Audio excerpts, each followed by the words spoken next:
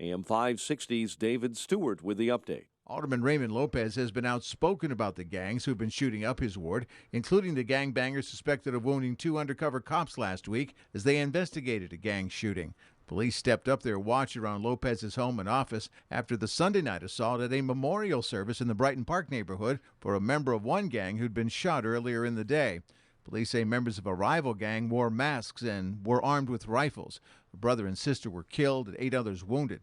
Police expect a retaliatory assault by members of the gang who came under fire Sunday. David Stewart, NBC News Radio, Chicago. Mayor Emanuel taking even more time to devise a strategy to prevent Chicago Public Schools from closing 3 weeks early this year.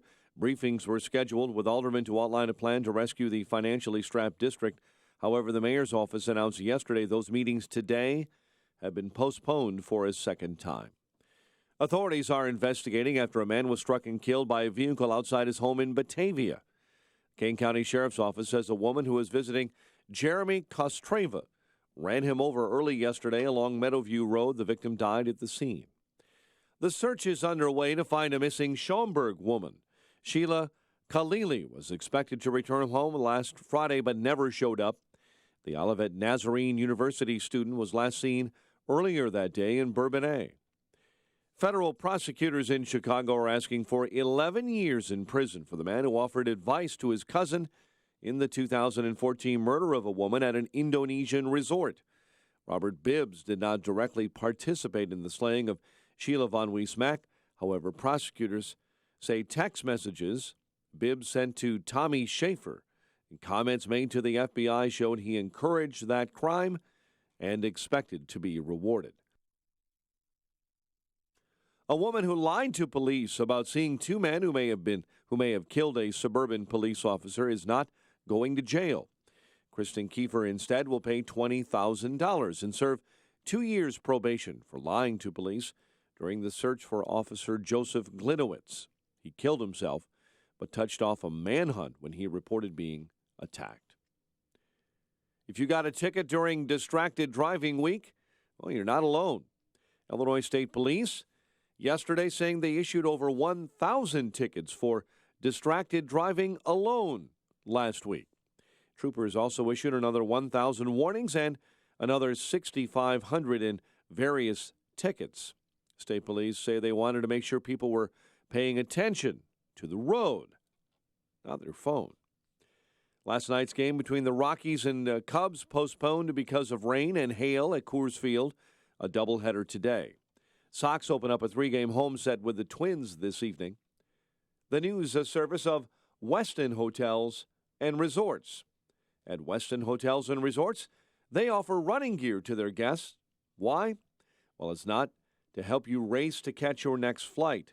It's so you can pack less and work out more while on the road, because they know what a runaround travel can be. Westin, workout gear lending.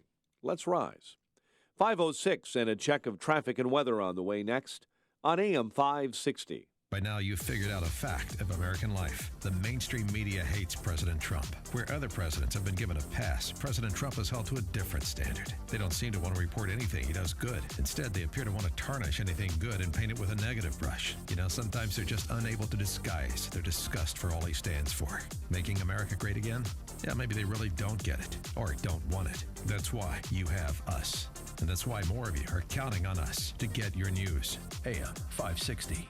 The answer. Do you think of insurance like a utility bill? They tell us what to pay, and we pay it. Insurance companies make changes, and your insurance needs to change too. That's how you end up with too much or not enough. DLF Insurance is an independent insurance agency representing over 20 highly rated companies like Travelers, Liberty Mutual, Progressive, MetLife, and Safeco. Their clients receive regular policy reviews, making sure you have what you need at the best price. DLF has over 35 years of experience. They're a one-stop personal, business, life, health, home, and auto insurance agency. They do all the heavy lifting, navigating the complex insurance world on your behalf, so you can focus on your family, business, and personal life. Call now. Get a quote to find out if you have the right insurance at the best price. 847-824-3020. 847-824-3020. Or just remember dlfinsurance.com. They work for you. Change in the market shouldn't be a surprise to anyone. In fact, since World War II, we've seen a correction on average about once every 18 months. That's why Arlington Capital Management developed proprietary tools that help them to see what's beyond your investment horizon. Like an experienced ship captain uses tools to avoid stormy weather, Arlington Capital Management uses tools to guide you through market corrections before it's too late and help us decide when to capitalize on opportunity. Call Arlington Capital Management today at 855-471-5796 to learn how their active management systems can help you. Each day, they actively explore the market, our economy, and all the variables that affect your investments. Stormy markets never cloud their vision. The professionals at Arlington Capital Management use their tools and experience to guide them. Call Arlington Capital Management today at 855-471-5796 for a financial review. The number again is 855-471-5796 or learn more at arlington-capital.com. 5:09. Let's get an update on the roads this morning in the Alarm Detection Systems Traffic Center. Here is Jim Talamonte. Good morning, Mike. Flight boards at O'Hare this morning show a few delays for arriving flights. Most departures are moving as scheduled. We have delays on the inbound Bishop Ford Freeway from Cottage Grove up to 95th Street on the inbound Ryan, where a crash is now being relocated off the expressway. Looking at about 21 minutes from 8094 to the Ryan. Ryan itself past 95th is clear. 8094 westbound on the ramp to the inbound Bishop Ford, there's a crash. The ramp is open. Northbound Tri-State at Archer Avenue, there's a rollover crash in the right lane. Southbound I-57 at Volmer Road got a crash. And northbound I-65 traffic is heavy south of Roselawn. Traffic is a service of NTB. Get your 5-quart conventional oil change today. Just $19.99 plus $3 disposal fee. For tires, oil, service, and repairs. National Tire and Battery. That's all you need. Traffic answers when you need them most. Jim Talamonte on AM 560, The Answer. Chicago's Morning Answer starts next. Your official Chicagoland weather forecast from the AirComfort.com Weather Center with meteorologist Kevin Snyder. A little morning rain and a thunderstorm, otherwise mostly cloudy skies throughout the day and night. High 52, low 44. Mostly cloudy skies continue tomorrow with a few showers in the afternoon and a couple of showers in the evening. High tomorrow 58 and a low tomorrow night of 44. I'm Kevin Snyder on AM 560, The Answer. 43 at O'Hare, 46 along the lakefront, 46 at Midway. This morning it is 40 in Aurora. Your next news update is at 5:30. Chicago's Morning Answer with Dan and Amy starts now on AM 560, The Answer. This hourly segment is sponsored by Wine Time Radio. Every Saturday at 5 p.m. on AM 560. Explore the wonderful world of wine with host James Crooker and Rob Lehner. This is Chicago's Morning Answer with Dan Proft and Amy Jacobson on AM 560. The Answer.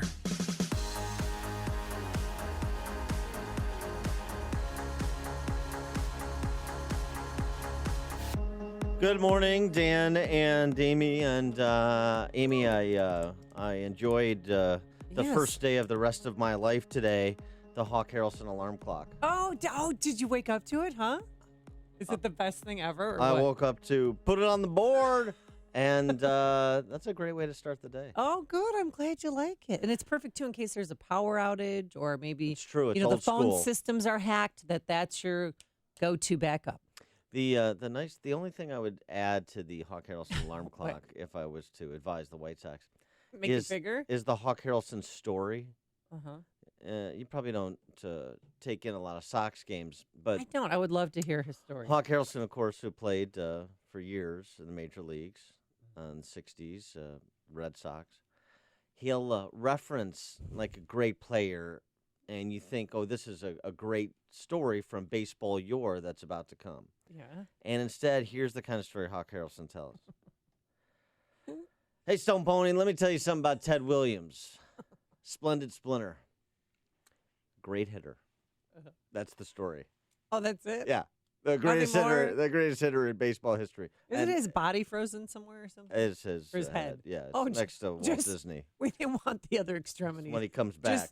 Just the head. Even the head could hit 280. Oh, really? Just the head could hit Without the 280. arms. Okay.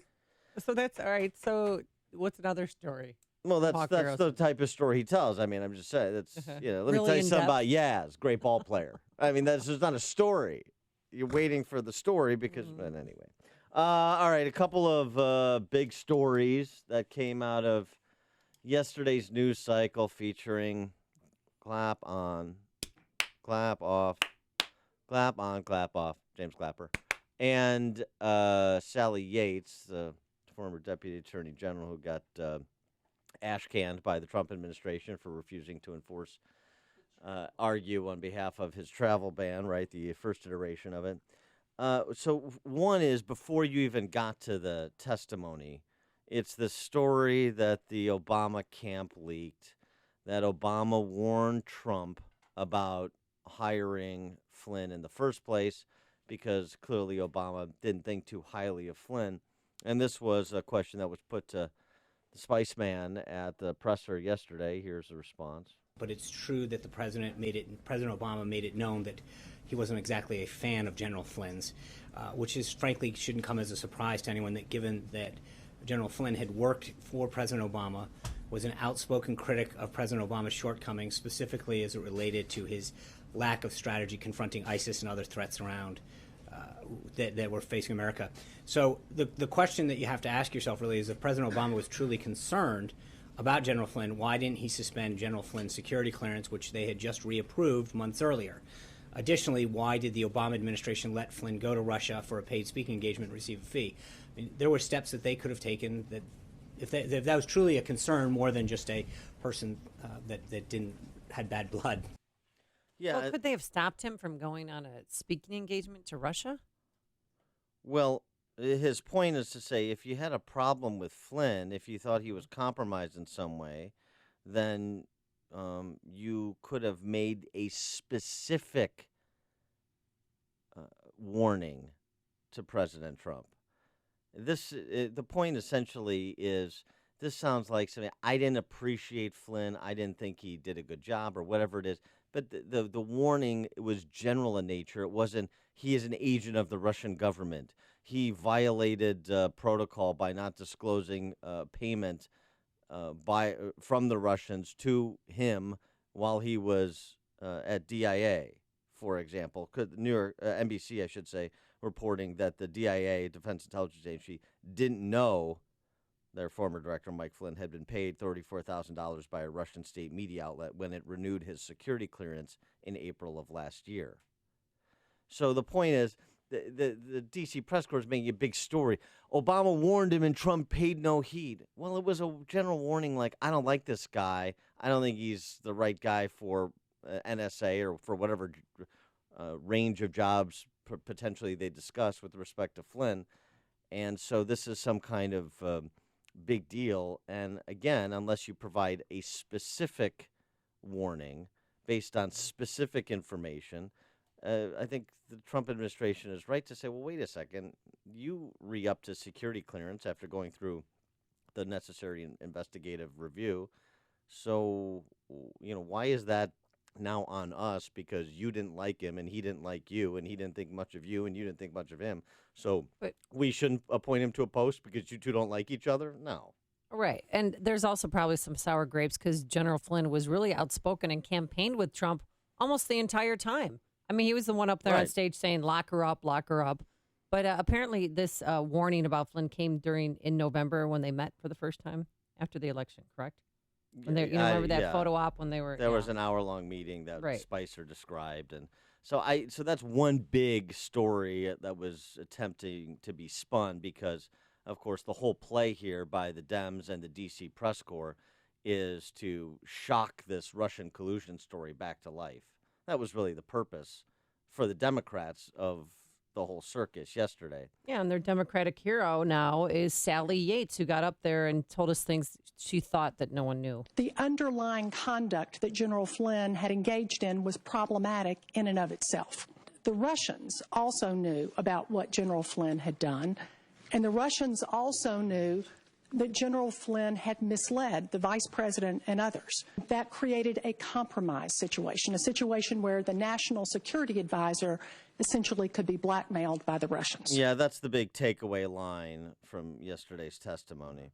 There's a number of things that we don't know. One is, what did Flynn do? Because she described things that he did or things that he said that were problematic, that put him in a compromising position, that could have subjected him to blackmail from the Russians. But she didn't disclose any specifics of what he did, because we get into this whole class of information. Look, if you want to not get to the bottom of something, have a congressional hearing. True. That's true. If you want to waste time, I actually took a nap during her congressional hearing yesterday because it was so boring. Well, I woke up, but CNN was saying that he discussed Russian sanctions with the Russian ambassador. That's the big. But is that no new information? What is new or even interesting about that? What's the nature of the discussion? Nobody. Right, exactly. Then the room goes quiet. I mean, so we don't know what Flynn did. And Yates's personal decision making. She gave a different answer about her opposition to the travel ban in that portion of the testimony. But just staying on the Russian collusion, you had Clapper essentially restate his position from the last time he was before the committee, saying that basically, is there any evidence of collusion between Russia and Trump or Trump campaign officials? He said no. Previously, he renewed his answer. Now, the one thing he did say, this is a qualifier, this is different. He did say that he was not aware of the FBI's counterintelligence investigation into the Russian affair. So to some extent, that blunts his ability to provide a clean bill of health for Trump and the Trump campaign, because he didn't know about this investigation, so he's only speaking to what he knows. Now, again, here's the other problem with all of this. You've got James Clapper, who's lied before Congress before. Right. 4 years ago when Ron Wyden asked him, is NSA doing metadata collection on Americans? He said no. Of course they were. And, oh, by the way, I don't know if you saw this, just as a tangent, but James Comey, his testimony from last week to Senate Judiciary Committee is now coming under scrutiny. ProPublica piece today, or well, it was out yesterday, but saying essentially that Comey overstated the number of emails that Uma had passed on to Weendog. Oh, please. That it was a handful, not a baker's dozen. Not thousands, hundreds and thousands, as Comey cited during his testimony.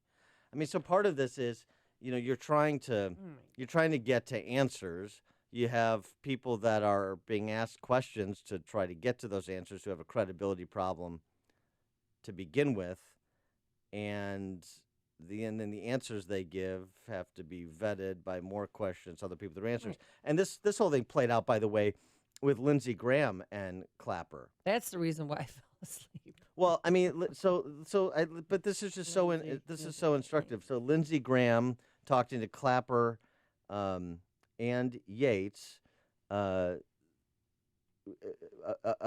how Flynn's conversation with the Russian ambassador made it to the Washington Post. In other words, trying to get to the bottom of, well, how was this leaked and who leaked it? I want to discuss en masse. How did the conversation between the Russian ambassador and Mr. Flynn make it to the Washington Post? Which one of us are you asking? Ms. Yates. Yeah. That's a great question. Yes. All of us I thought so. Would like to know that. And I don't know the answer to that. Yeah. Nor do I know the answer to that. Nobody knows the answer. I don't know. So do you know?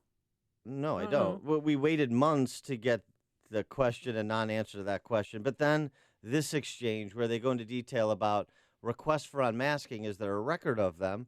Oh, and there should be a record of them. So then couldn't we ask the person who made the request for the unmasking based on the record, and then couldn't we track that person to figure out how that information got? Well, but I mean, this is it. But these are questions that are months and months in the making, and they're so pedestrian. I mean, they're so straightforward.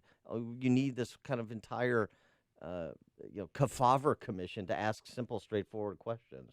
The underlying conduct that General Flynn had engaged in was problematic in and of itself. And that's where she describes the conduct in general terms, and then it goes on to her compromise situation. Let's go to Ed in Oak Brook here on Chicago's Morning Answer. Yeah, thanks for taking my call. I had to listen to that on the way home because it was just on the radio. And you can tell who the Democrats are and who the Republicans are because the Democrats are pushing an agenda. They don't really care about the truth. They don't even care about General Flynn. What they want to point out is that Russia stole this election, and the humanoids out there are buying it. But I got 2 points. One is that General Flynn is a traitor. Why don't they just say he's a traitor? And if he's not, the Republicans should say he's not a traitor to this country. And another thing, they keep saying that all of Trump's people are doing business with Russia. Well, what's the investment of Russia in this country? And who allowed them in this country to do all of these investments? And if you're a business guy, a billionaire or sort, yeah, you're going to be talking to a lot of people. And have a nice day. Okay, thanks, Ed. It's like a hot, steaming cup of information to start your day. It's Chicago's Morning Answer on AM 560. The Answer. Well, get up early because you should allow yourself some extra time to get to work today. There's some rain, thunderstorms on and off throughout the morning. Otherwise, mostly cloudy by the afternoon and very cool. It is 41 degrees right now, going up to a high of 52 degrees. Let's get into the Alarm Detection Systems Traffic Center. Here's Jim Talamonte. Good morning, Amy. Good morning, Dan. Inbound I-57, inbound Bishop Ford, both seeing significant delays now approaching the Rhine. There was an earlier crash on the Rhine at 95th, gone now. You're looking at about 21 minutes from I-80 to the merge either way. Now, the Rhine has some heavy traffic, Roosevelt into the Burn Circle. Eastbound 80-94, a little heavy in the Bishop Ford Freeway and Torrance Avenue with a crash on the right shoulder.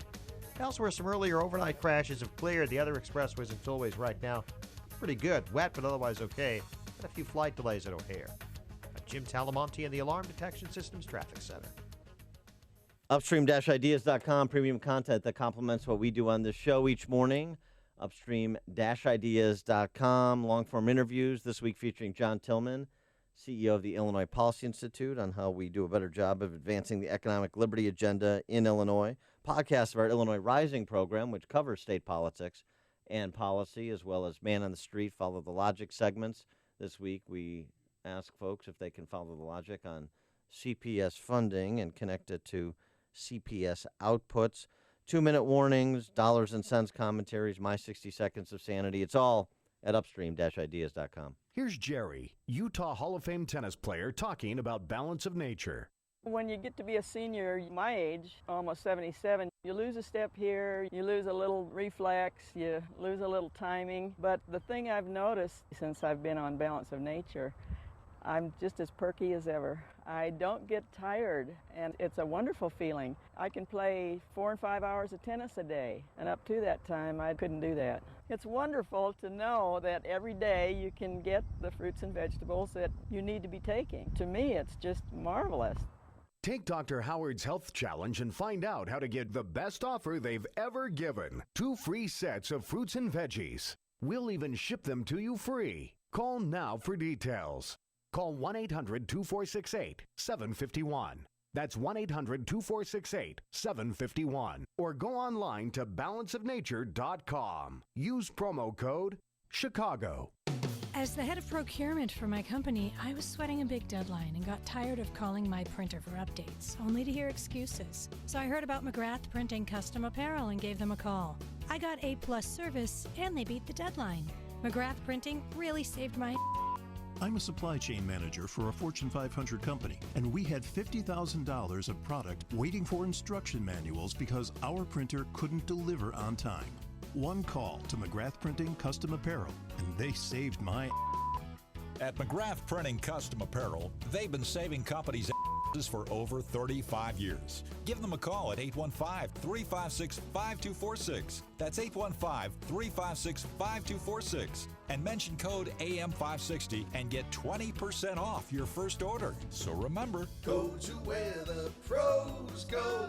McGrathPrint.com. McGrathPrint.com. They're here, circling over your head, and they're tracking you down. You feel overwhelmed, like you can't escape. You need a solution to get your back taxes filed, to put your life back on track. You need someone who can keep the vultures at bay and work directly with the IRS to leverage every opportunity to settle your tax debt. Mary Karpowitz, CEO of Comprehensive Tax Solutions, is licensed to represent you before the IRS. Don't let the IRS threaten you. You should never need to speak to them directly. Mary does that for you. Comprehensive Tax Solutions will help you settle your entire IRS tax debt for up to 85% off the original amount owed, including penalties and interest if you qualify. Comprehensive Tax Solutions, family owned in Chicagoland, can be a lifesaver for you. Call 708-478-6770, 708-478-6770, or go to resolveyourtaxproblems.com. Call 708-478-6770 now. I'm Dan Proft. And I'm Amy Jacobson. And you've heard us talking about the 100 Club of Chicago, the charity we're supporting through our annual golf outing coming up on June 15th at the Bolingbrook Golf Club. The 100 Club's mission is to support the families of fallen first responders, cops, firefighters, and EMTs through financial and educational assistance. And we want to tell you about how you can join us in supporting this great organization by becoming an AM560 business benefactor. When you purchase a foursome at our golf outing for $1,196, you will receive 25 60-second commercials to air right here on AM 560. That's a $3,000 advertising package. You'll be reaching AM 560's large and growing audience of affluent, sophisticated decision makers with your marketing message. And at the same time, you're supporting the families of fallen first responders. Pick up the phone right now and call Michael Mann at 847-871-1527. That's 847-871-1527, and tell him you want to become a business benefactor. That number again, 847-871-1527. AM 560, The Answer. We were remiss in not mentioning and celebrating John Daly's first PGA Tour victory in 13 years yesterday. His last one was 2004, and we're looking at images, because he wore the most spectacular pants, and I want you to get a pair. He's a very snappy He wore dresser. American flag pants. America! And his girlfriend, who's also his caddy, also the wife of his young kids, she also was wearing... the mother of his kids. Is the mother of his kids. Yeah, if he's the wife of his kids, that'd be a problem. Well, I thought this was his second round. I mean, the mother of his second round of children. She was wearing a matching ensemble, too. I got to get that outfit. Maybe we can get it before the Bolingbrook Golf outing. Yeah, I like the fact he's a big fat guy. He's like getting into J.B. Pritzker range. But he can still play. But you thought, I was worried because he gave up drinking and they were showering him with champagne after he won his first championship since 2004. And I thought, don't do it. Don't go back. Yeah, don't drink it. Don't lick it. You don't want to relapse. Yeah. The other thing I love John Daly. What? I love John Daly. A Sports Illustrated piece on him a few years back. Gambled away $60 million. Mm-hmm. No regrets. Yeah. No regrets. I'd do it all over again. I mean, there's just something about that guy that's sort of infectious. So I love it. Congratulations to John He admits his errors. Coming up on Chicago's Morning Answer, what are we doing, Dan? Italian television reporter attacked by Central African refugees on camera at 5:38. And later, an update and lawsuit about that giant Flemish rabbit who died here in America. But first, let's go into the newsroom. Here's Mike Scott. Amy and Dan, good morning. Rain showers, 45 degrees in the Nissan of St. Charles newsroom. I'm Mike Scott. It's Nissan of St. Charles that makes the difference. President Trump tweeting to take his take on the Senate hearing looking into Russian interference into the election. Donald Trump tweeting that former acting Attorney General Sally Yates didn't say anything new when she testified yesterday, warning the White House. Yates says that National Security Advisor Michael Flynn could be blackmailed. It was clear from the vice president and others that they were repeating what General Flynn had told them, and that this was a problem. Not only did we believe that the Russians knew this, but that they likely had proof.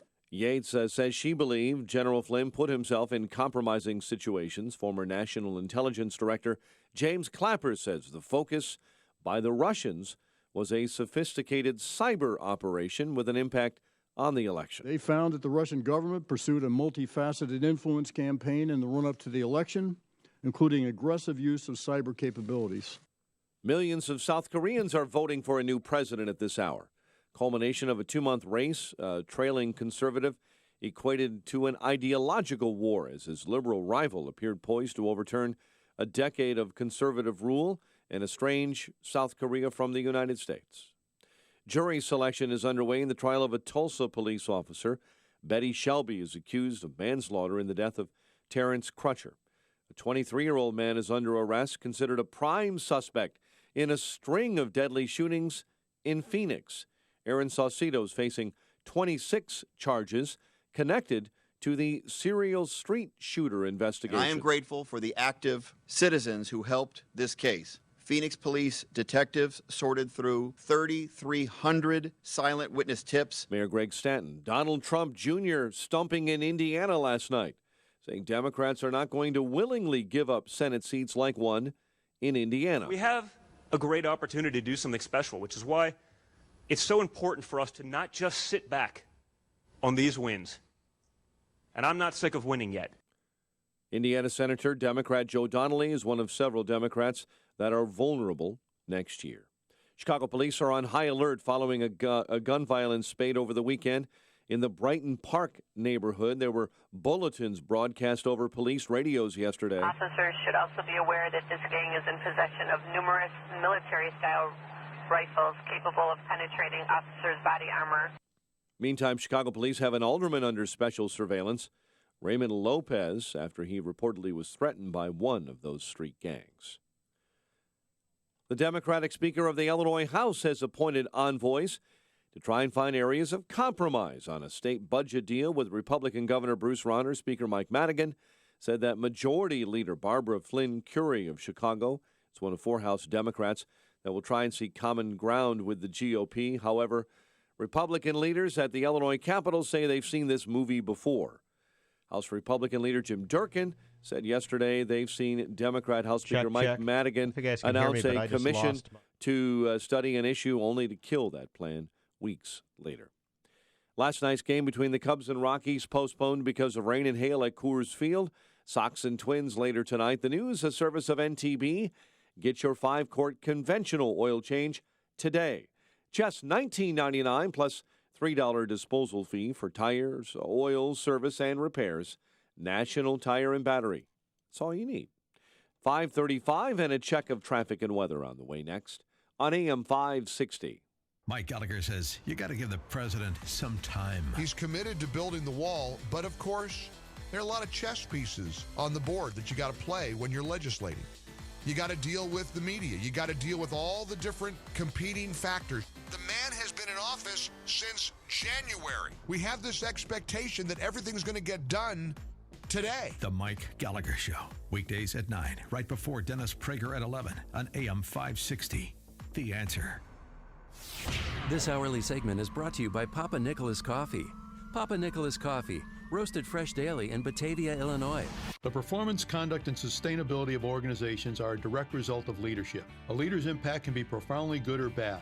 We've experienced the devastating impact of unethical, selfish, and corrupt leaders. We've also experienced the impact of good and caring leaders whose honesty, integrity, and ethical conduct have created great organizations and a legacy of goodwill. Our challenging times require courageous, values-driven leaders to step up to these challenges. My name is Rich Panico. I am the founder and CEO of Integrated Project Management Company, IPM. I am blessed to lead a wonderful family of talented and caring leaders. Join us as we strive to change the world, one project at a time. Trust IPM, the consulting industry's leader at executing your critical initiatives. For almost 3 decades, IPM has planned and executed projects in the life sciences, healthcare, consumer, and industrial sectors with honesty and integrity. Visit IPMCinc.com. That's IPMCinc.com. Or call Integrated Project Management's Chicago office at 630-789-8600. 5:36. Let's get an update on the roads in the Alarm Detection Systems Traffic Center. And here's Jim Talamonte.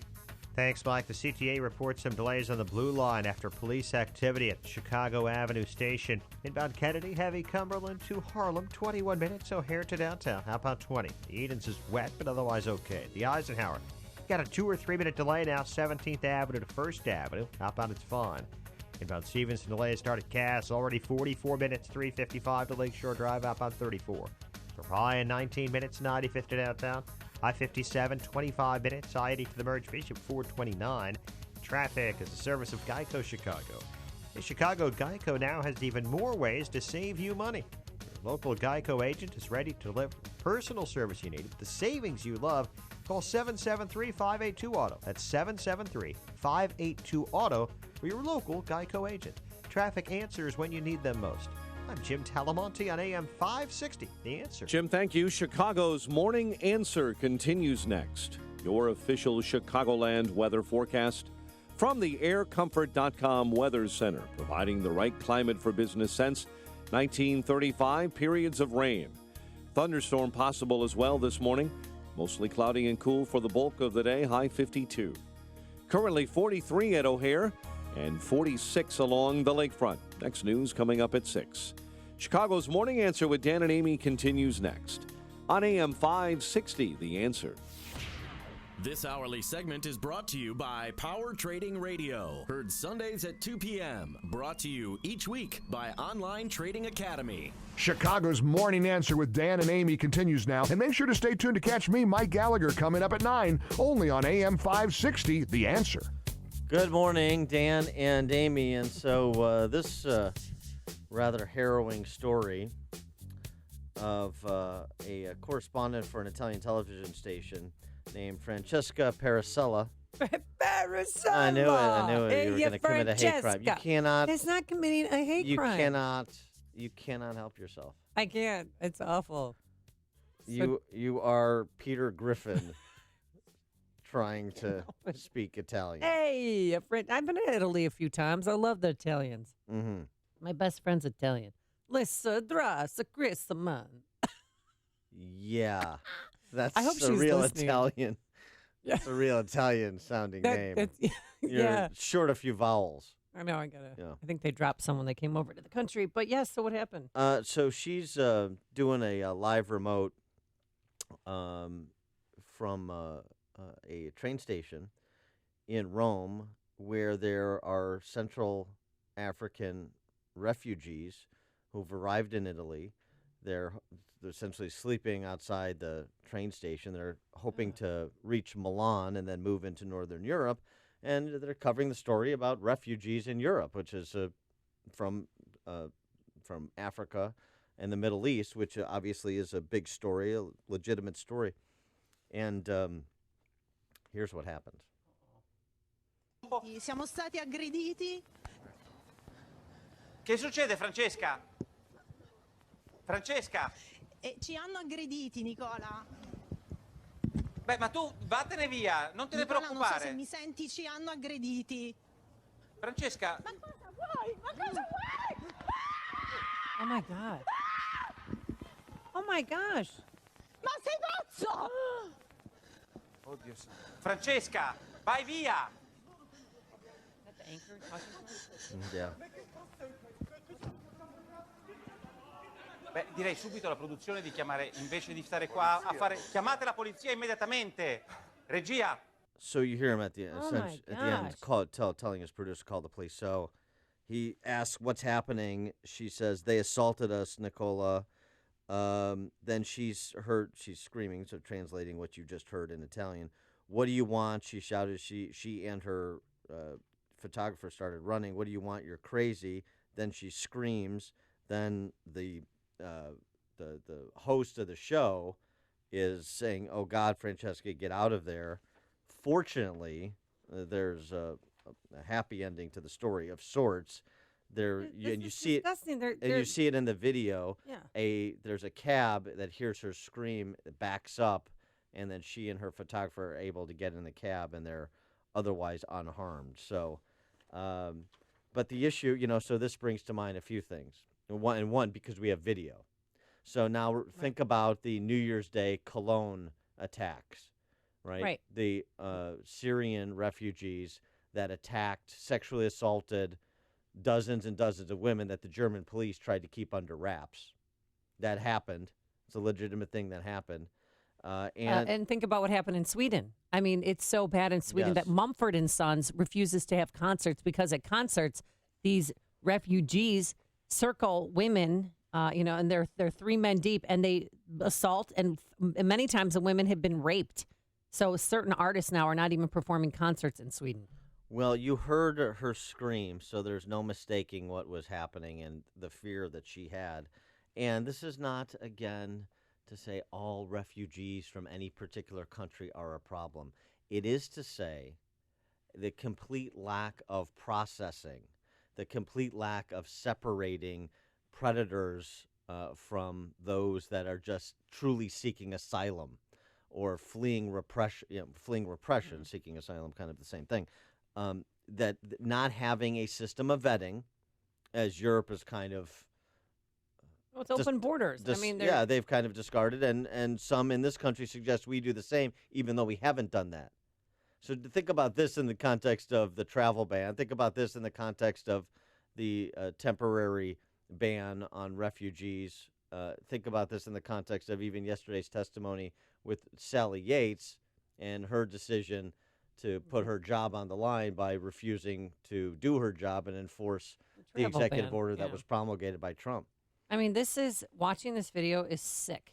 Without rules, there's chaos. If you come to a certain country, you should follow the rules of that country. You can't just come and have Sharia law. I mean, maybe they attacked her because she was a female who wasn't covered up. Maybe they attacked her because they don't want to be seen on camera. Maybe it's against their religion. I mean, who knows? But that is sick, and that is unsanitary. Rome is a beautiful, sacred place, and they look like homeless bums clogging and polluting the streets of Rome. I mean, when is it going to stop? Well, and so here's Because it's going to come here. And here's the thing: there's the narrative of the poor, downtrodden refugee, and that's a narrative that's accurate in some cases. And then there's the reality of young men that are predators, or at least they are with respect to women. They have no respect. They're savages. They would attack a reporter like you just heard, who's just doing a live shot outside the train station for a story. She wasn't even near him. I mean, she was far enough away. She wasn't trying to interview him or get into their personal space.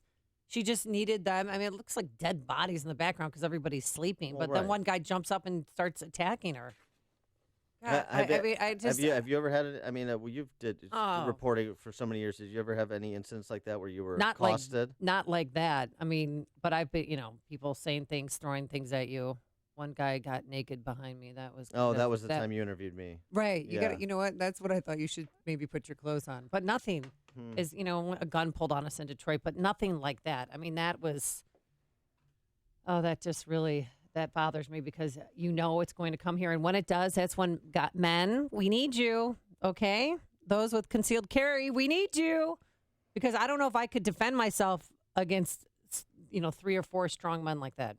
I know where to kick them and kick them in the naughty bits and hope for the best. But that's when we need police and people, good Samaritans who are around. 312-642-5600 is our turnkey.pro answer line. 64636, type in DA, then a quick comment. And there's also a story that I tried, we were talking about briefly off camera a while ago off radio, about there's a camp in France where women wear diapers at bedtime so that they don't have to get up in the middle of the night and use the washroom for fear of getting raped. I know that's severe, but that's because they're putting themselves in jeopardy by simply walking to the washrooms. They also had a boat of immigrants come in to Italy. There was 907 men on there and 10 women. It's 10 women turning a blind eye. Right, this is the point. Young, unattached men. That was the situation in Cologne as well. So here's the thing. I mean, it's such an illness, this leftist iconoclasm. You're willing to paper over violence against women. You're willing to paper over the subjugation of women. When that's the very essence of what they stand up for. All of that is to be sacrificed on this altar of multiculturalism. Candace in DuPage. Hi, Dan. That's about what I was going to say. This globalism stuff is just so sick to me that they cover this up and then, like, make these women out to, like they're the bad people. It's so beyond what we're so used to here in the States. I mean, when this comes here, and it would, just think, Amy, if Hillary had won, do you know what we'd have right now in America? She would have imported millions of these people immediately without any care of what middle class or the working class wanted. And we would have all these weird people in the streets, harassing people. I mean, you watch these More videos weird people from Europe. Oh, yeah. Oh, and you should see what they do to the elderly, Amy. I watch these videos. I mean, I think I'm a little addicted to Twitter, but you really learn the news and what's really going on with the world, which you do not learn at all from the mainstream media. And I mean, it is really like a different world over there now. I mean, that Europe has been destroyed, in my opinion. Thanks. And you know what happened to Laura Logan is happening on a Yeah, that's another good example. Yeah, Laura Logan. She was one of the first that we heard about. The 60 Minutes correspondent was raped in Afghanistan, right? Yeah, whatever it's called. Or Egypt. Whatever. Oh, maybe It's Egypt, yes. European women every day. Yeah. All right, Thanks you. for the call, Candace. Yeah, she was there. She was in a crowd, and men surrounded her. The That's same right. thing that they do, the same, MO, what they do in the Swedish concerts, where they'll surround her, and then they'll all take turns with her. Well, And nobody can get in to protect her. Well, it's one of these things too. And we go back to, do you believe people don't believe it unless they hear it or see it? So you don't believe this stuff is real? You think this is just right-wing xenophobia or something? Just remember the scream of that Italian television reporter if you don't think it's real. Tony on the South Side. Hey, good morning, Dan. Good morning, Amy. Amy, keep up the good work on the Italian slurs. You're doing a great job, Yes. my little lammy lamb. Little laugh. Wait, is this I Tony? love little laughy lamb. Is this Tony on the South Side who came up with the Tangerine Jesus? Yeah, great. Very good. Absolutely it is, yeah. Yeah, of I mean, course. it's our man. Yeah, very So good. listen, my whole problem with the refugee population is the fighting age men that come from these war-torn countries that are trying to flee oppression. I understand the young babies and the women and the elderly. Yeah, I'm good with that. But why don't they just stay in their country and fight for their country? I don't want those people here because if crap hits the fan, what are they going to do? They're not going to protect my homeland. So I don't need to see this to understand that this is not a good idea. Thanks. Thank you, guys. Thanks, Tony. If you're talking about it, Dan and Amy are talking about it. It's Chicago's Morning Answer on AM 560. The Answer. You're the one that gets it done. The person your friends call to see if you can fix it. Brakes? No biggie. Shocks and struts? Simple and straightforward. The catalytic converter heat shield? Come on. If it has wheels, you can make it go. But not having the right part can bring your project to a screeching halt. Problem solved with MyPartsGarage.com. My Parts Garage is not a big box store that needs to wait to get a part in. MyPartsGarage.com is the warehouse that sells wholesale to you. They own the inventory. Your part is always in stock. But wait, there's more. Like free shipping within 24 hours, in-state, next-day delivery, or pick it up today at the warehouse. Right now, MyPartsGarage.com will price match your order. And yes, the shipping is still free. The last thing you need to do is drive fast and furiously to find parts. The average driver in Chicago commutes at least 24 miles per day. People are spending more hours in their car than they do at home. Drivers need you. You need MyPartsGarage.com. Lowest prices guaranteed and free shipping. Hey, the Bolingbrook Golf Club, it is the location of our annual golf outing this year, sponsored in part by Joe Cotton Ford. But there's more than just golf at the Bolingbrook Golf Club. Treat the mom in your life to a champagne brunch on Mother's Day at the Bolingbrook Golf Club from 9 to 3.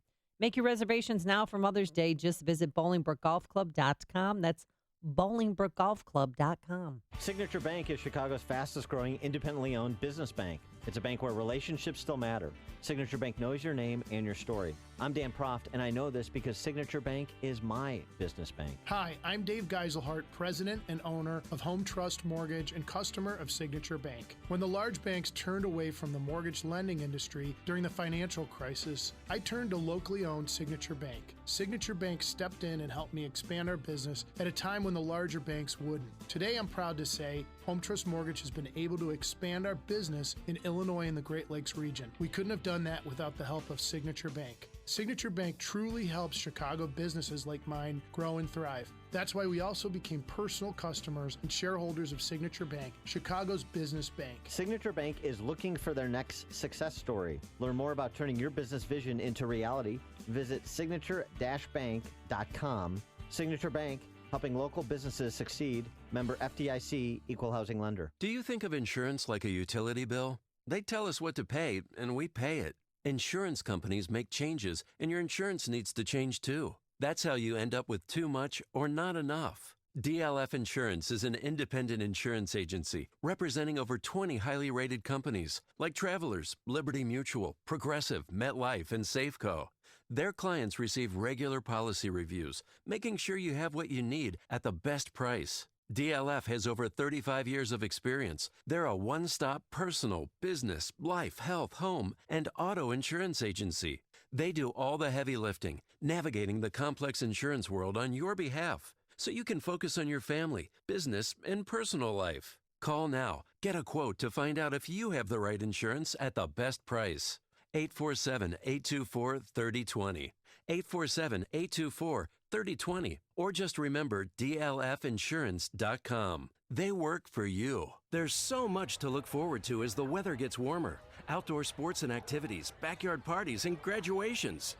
For your next celebration, party, or get-together, leave the eats to Augustino's Rock and Roll Deli. Whether it's around your table or theirs, Augie's is the place where sports teams, families, and friends celebrate with great food at a great price for almost 40 years. Try their signature subs, freshly made and fully loaded with the highest quality meats and cheese. Or choose from their fresh, never-frozen half-pound Angus beef burgers, authentic homemade Italian beef sandwiches, hand-rolled meatballs, pizza, and fresh salads. Dine in, surrounded by authentic rock and roll memorabilia, or phone ahead for orders to go. Whatever works for your team, Augie's offers fast, fresh, affordable food, designed to make your special time with friends and family simple and easy. Augustino's Rock and Roll Deli in Carroll Stream or West Chicago. Don't forget to check out their extensive catering menu at augustinos.com. This season, let the good times happen with Augustino's Rock and Roll Deli.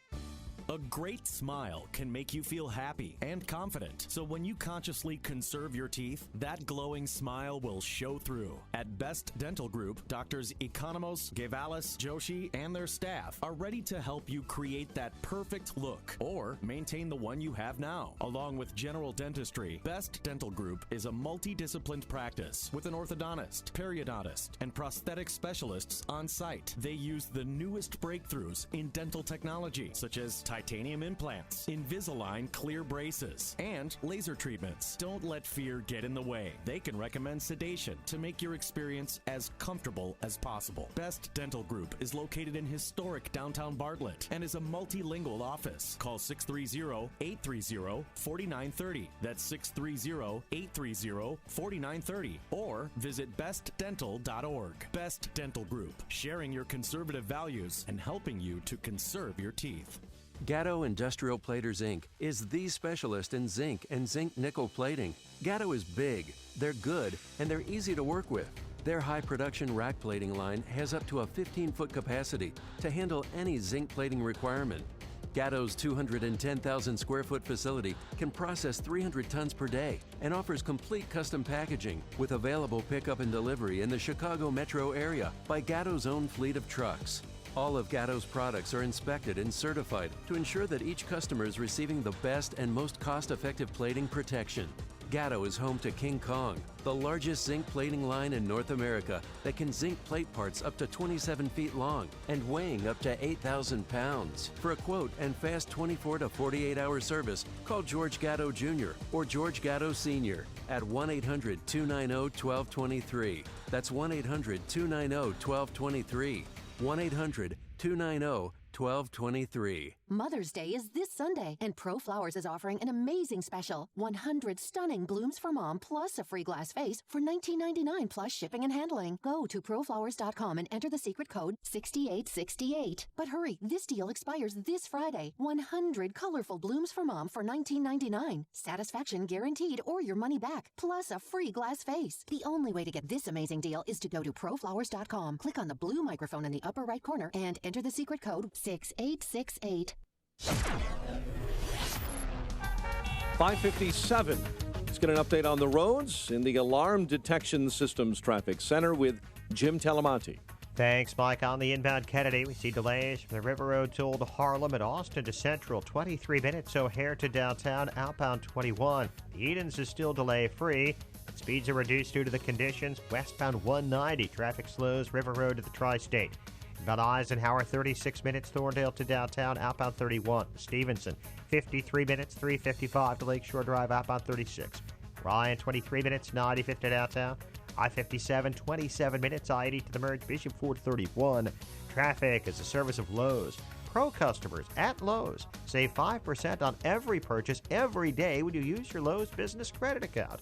That's 5% on all purchases in-store or online. Subject to credit approval, U.S. only. Traffic answers when you need them most. I'm Jim Talamonte on AM 560, The Answer. Chicago's Morning Answer continues after a full update from Fox News. But first, your official Chicagoland weather forecast from the aircomfort.com Weather Center with our meteorologist, Kevin Snyder. Today, periods of rain and a thunderstorm for the morning. Otherwise, mostly cloudy and cool with a high 52. Mostly cloudy night, low 44. Then tomorrow, mostly cloudy with a few showers in the afternoon and evening, high 58. I'm Kevin Snyder on AM 560. The Answer. 43 at O'Hare, 44 along the lakefront. The news, a service of Accountemps. Every accounting team faces cyclical, project, and seasonal peak workloads. Let Accountemps help. Their highly skilled accounting and finance pros can quickly assist with all of your temporary staffing needs. Call them today or visit Accountemps.com. Accountemps is a Robert Half company. At 5:59, it's time to check the climate of your business with aircomfort.com, providing the right climate for business since 1935. And in our Nissan of St. Charles newsroom, here are the stories we're following at this hour. Chicago police are on high alert following gun violence over the weekend in the Brighton Park neighborhood.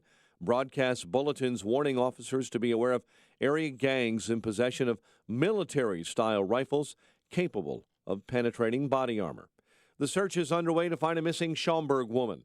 Sheila Khalili was expected to return home last Friday, but the Olivet Nazarene University student never showed up.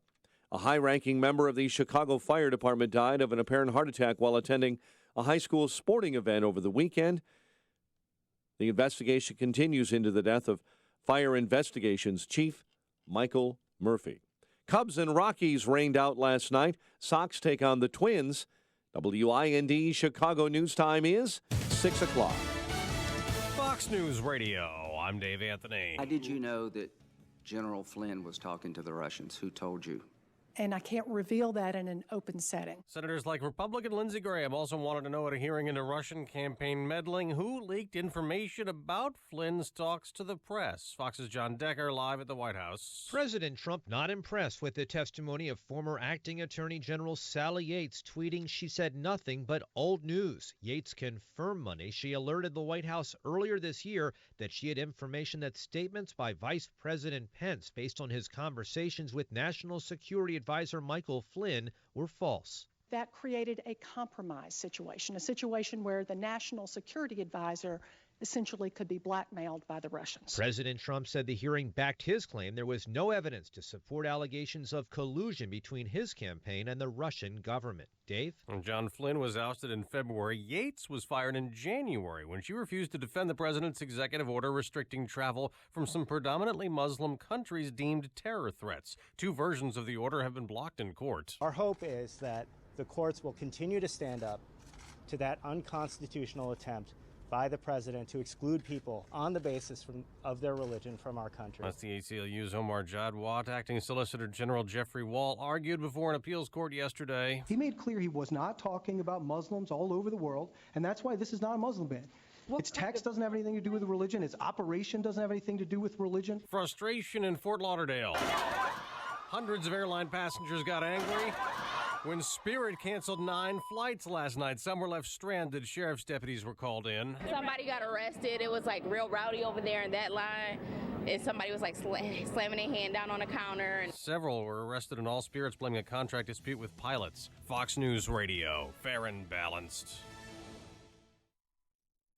With all of his faults and the occasional misstep, the President of the United States has one more thing to hang his hat on. He's a promise keeper. He promised to fix the Obamacare problem, and after a few fits and starts, looks like he's doing it. He promised to bring jobs back to America, and no president has done better. He promised to return American leadership to foreign policy after 8 years of leading from behind. And he promised evangelicals he would take the restrictions off churches to let a pastor preach the way he wants. Hey, we're just getting started. For more, keep it here. AM 560, The Answer. The Can-Am Spyder Ready to Ride sales event is here. Shop now and experience the thrill and freedom of the open road this summer. Can-Am Spyder's unique Y-frame design lets you take on every twist and turn with stability and comfort. Hop on one and turn every day into an adventure. Shop now and save up to $3,500 on select 2016 models. Find your ultimate thrill ride at a great price. Visit iMotorsports in Elmhurst or online at iMotorsportsInc.com. Offer ends soon. Restrictions may apply. See dealer for details.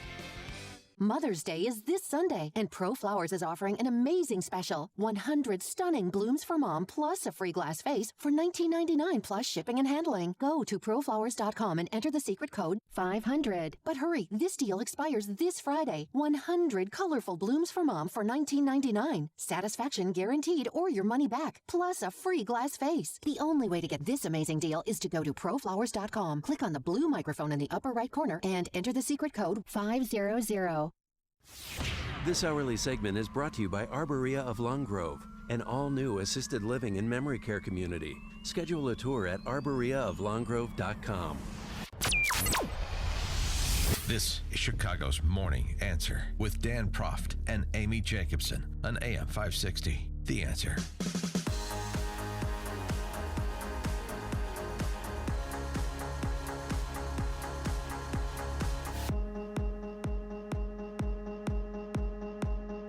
Good morning, Dan and Amy, and it's time for Campus Beat. Oh boy, we got some good ones today. 312-642-5600, turnkey.pro answer line, 64636DA, turnkey.pro text line if you want to share your stories from the front of being on a college campus or having a son or daughter on a college campus. And I apologize for limiting my description of your children to just son or daughter. I hope you didn't find that to be... It was offensive. We don't use pronouns around here. Offensively binary. Remember, there's someone at BG High School who's just a dash. Okay? I will keep Dash. that in mind. The kids up at the University of Wisconsin-Madison, they have issued a resolution that demands community control over the campus police. Why, you ask? Excuse me, community control over the campus police? Yeah, they want to seize control of the campus police. Okay. Hey, campus police officer, you'd want to be directed by the student government at the university in question, wouldn't you? Sure. The problem, of course, is there's implicit bias on the campus police force. This is, and you think, I mean, the funny thing is what you're about to hear and this implicit bias argument they're making, and these are just snot-nosed kids of privilege up at UW-Madison. Well, that's basically the argument that was made by the former Attorney General of the United States, Loretta Lynch, with respect to the Chicago Police Department. That's basically the argument that was made by Lori Lightfoot's Star Chamber that was convened by Tiny Dancer about the Chicago Police Department. That's basically the argument that was made by previous attorneys general in the Obama administration about Ferguson and other police departments that came under Department of Justice scrutiny. So just understand, where do these kids get it? Maybe they're seeing what's happening on the national stage, with our federal government. Anyway, the evidence of implicit bias cites an instance in April 2016 when campus cops arrested a black student in class for graffitiing buildings. The student, Denzel McDonald, who goes by the name King Shabazz, which was my... Of course he does. That was my stage name Yes. for a while. That was when I was did a tribute band to Shabba Ranks. My stage name was King Shabazz. Should I call you King Shabazz today, or No, maybe you not? don't- no, because of no, This guy. This no. guy ruined it for you, man. He did, because he spray painted on buildings. You can't do that. F the police, death to pigs with a Oh. Z, and several similar rantings on a bunch of buildings all over campus for a year. For a year? Yeah. Oh. About $4,000 in damage with his graffiti is this wannabe Banksy. During one instance of the graffiti rampage, McDonald, the student in question, allegedly threatened to kill a witness if the witness called police. There you go. I mean, And- all the surveillance cameras that are out there, it took them a year to find this guy. Well, I'm sure they'd find him much more quickly under the direction of the student government. They'll lead the charge. Okay, sure. So anyway, so that's so I just want you to understand the argument they're making. Because of the police arresting Denzel McDonald for doing criminal damage to property on campus, they want control of the campus police because that's evidence of implicit bias. Okay. I mean, if you can connect those dots better than I, then, please do tell. Here's another one. Black students at Harvard holding their own commencement ceremony. Why? Blacks only commencement ceremony. Student organizers said the event, the Black Commencement 2017, is the first university-wide ceremony for black students at Harvard. It's designed to celebrate their unique struggles and achievements at an elite institution that has been grappling with its historic ties to slavery. Has it? More than 170 students and 530 guests have signed up to attend the event, which will be held at May 23rd near the Harvard Law School campus and will feature speeches by black students, alumni, and administrators. Has said a Harvard graduate completing her master's degree in education. Oh, brother. A school superintendent coming to a district near you. I can only imagine how special I will feel when I walk across that stage and be able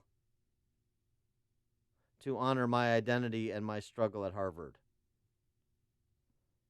I can only imagine how special I will feel when I walk across that stage and be able to honor my identity and my struggle at Harvard, like my struggle with grammar and the English language. It continues. But not getting a master's Facebook. degree in education at Harvard. How would that be if whites only had a graduation ceremony and kept some Latinos out and African Americans? You think that'd be celebrated, do you? Yeah, no. They'd be shut down. You think that would be a tribute to identity? People would enjoy that? Yeah. Mm-hmm. I have one for you out of California. Please do A tell. Spanish teacher thought Cinco de Mayo would be fun to celebrate by putting a picture of Donald Trump, taking a little, a smug look of his, put a picture of that on a piñata and smash around the piñata. The teacher, obviously not a fan of Donald Trump's, thought it was a great way to celebrate Cinco de Mayo, and she's now on paid leave. And the school was shut down for a few days because now they're blaming Fox News. Oh, sure. Some of the liberal teachers are blaming them for this going viral. It's creating around a hostile the world. environment, right? Right. So actually, the local police department in Johnstown said that you need to cancel classes because it's not safe, and we don't have enough manpower to protect you. So that's okay. So the teacher's not fired. It's not safe for what? Kids running around with sticks, beating piñatas, or what? But I mean, What's the even if safety you don't, concern? I was always always taught, that even if you don't like the president, you have to respect the office of the presidency. End of story. And this is just infuriating to me that the teacher hasn't been fired, or, I mean, she's on leave, but she's getting paid for it. So it's just a paid vacation for her. Yeah. And it only came to light because one mother came forward and took to Facebook and talked about how this Spanish teacher allowed students to destroy a piñata that had Trump's face on it. Well, good for that parent that came forward. It's nice that when parents pay attention to what's happening at the school, it's the only way to have some accountability. And I'm not just talking about with respect to their kids' academic performance. I'm talking about with respect to what the adults are doing to their kids and in the direction of their kids. 312-642-5600, Turnkey, Pro, Answer Line. And then there's this. Oh, no. This is bubbled up. Even the Wall Street Journal chimed in on this one.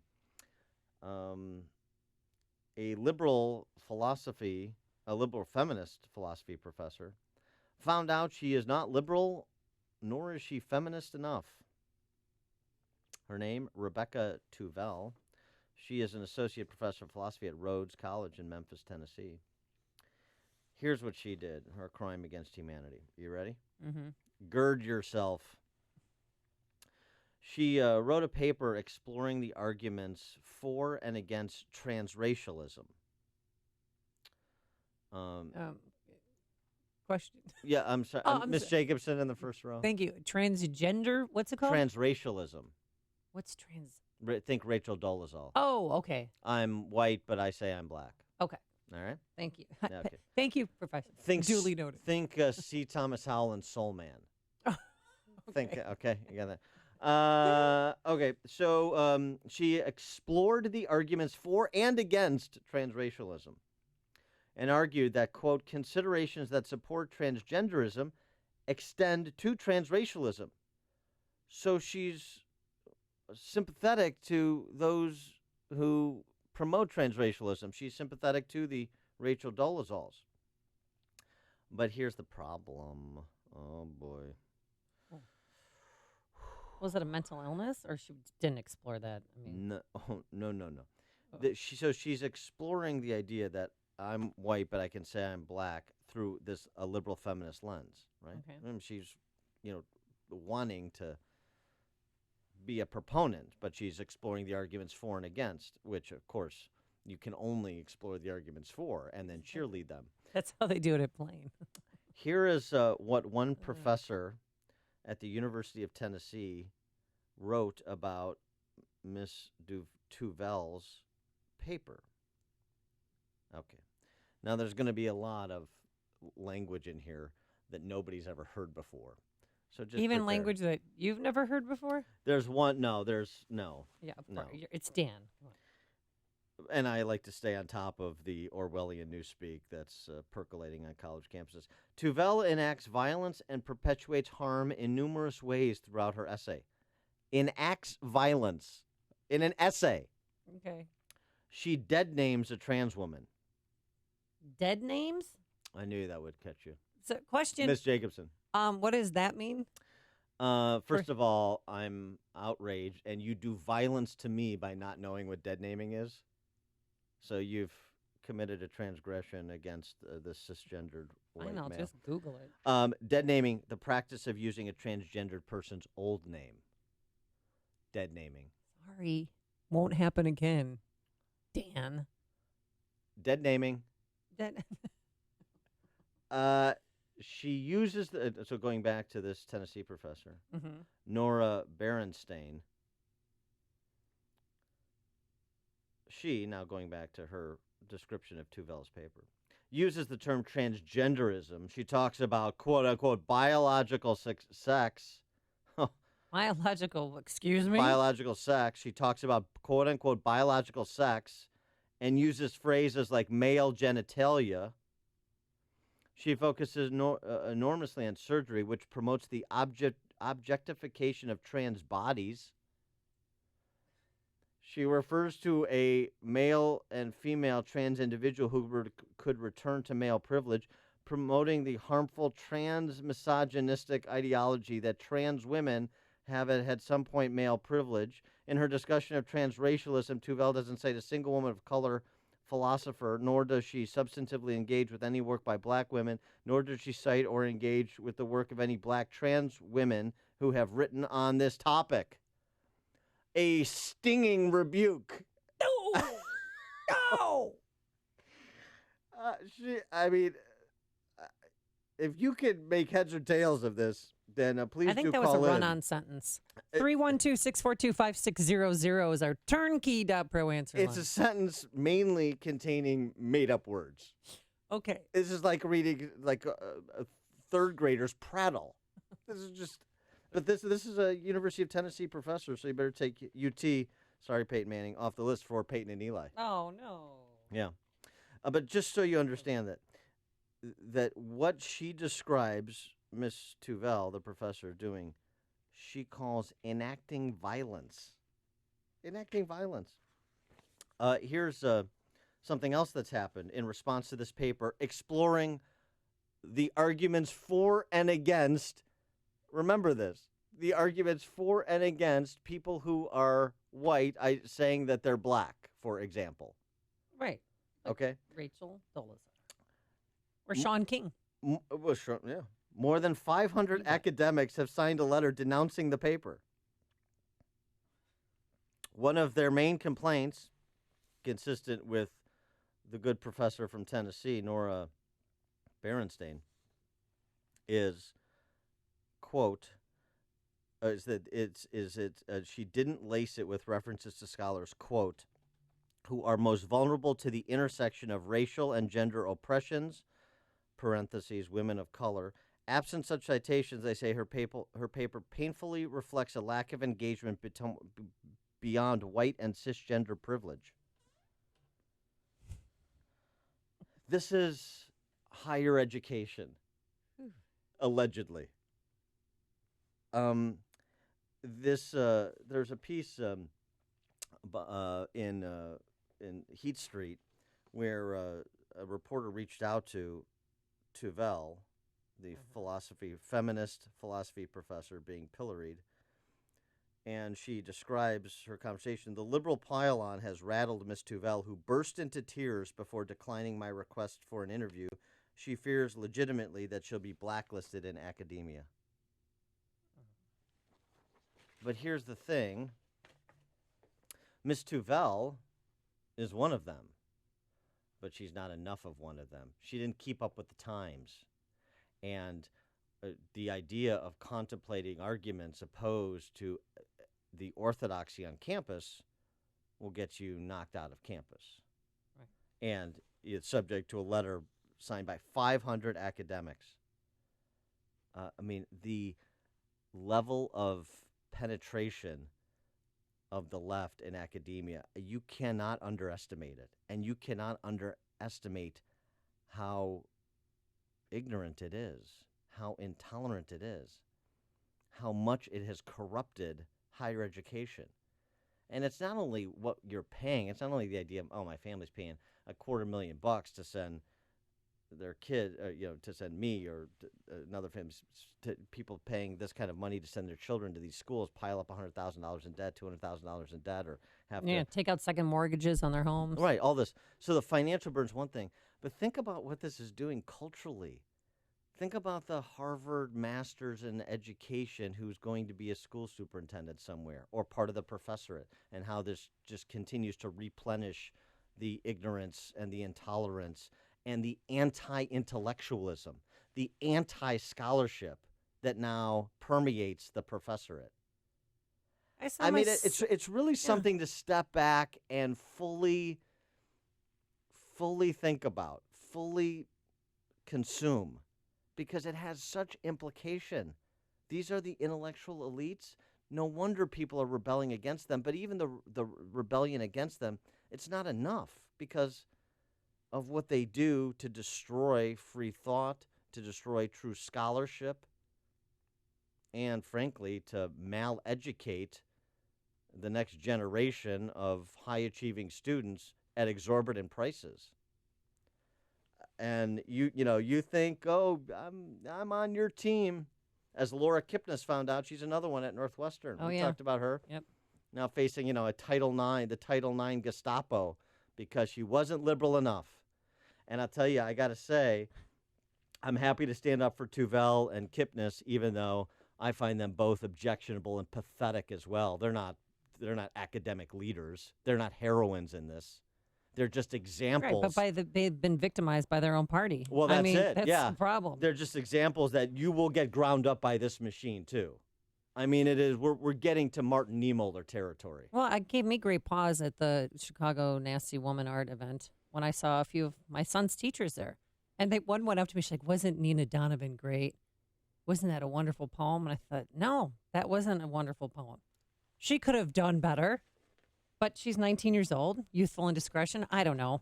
I mean, there's so much anger out there. In all those women that I was around, I thought, gosh, were they wronged by a man? Were they sexually assaulted? I knew a few that were there that have been sexually assaulted. I'm not kidding you. But the difference is that you have to add religion and you add forgiveness. And they're so angry at Donald Trump for every man that has wronged them. Well, but I'm just saying that's the difference between, a lot of women, you seek forgiveness and you move on. Well, it's not just women. I mean, I don't want to limit this to just women. It's these institutions. And by the way, at the high school level, too, the elite high schools. So I spoke yesterday at Francis Parker. Oh, that's right. How did it go? $30,000 a year, right? Yeah. No, 35. $30,000 for kindergarten. Me and Bridget Gaynor, Cook County Commissioner, we both addressed 350 9th to 12th graders. And to their credit, these two young women wanted to get a Republican perspective, a conservative perspective on the issues of tax reform and healthcare reform and education policy because they never hear it there by their own admission. One of them said, we thought about immigration, but if we did immigration, we need counselors after the event. I mean, she was being sarcastic, but there's some truth to it. Probably accurate. So we give our little speeches, and everybody was perfectly polite, and it was fun. And I've known Bridget for a long time, and we disagree, but it was all good. And I, laid it out for people from my perspective. And so then we're done. And then before we, the student assembly breaks up, a couple of school announcements. First announcement, tickets still available for the Planned Parenthood concert next week. Are you kidding me? No. All right. And then the announcement after that, and hey, 3 weeks, don't forget prom, and so, something associated with prom. Planned Parenthood concert, and then prom.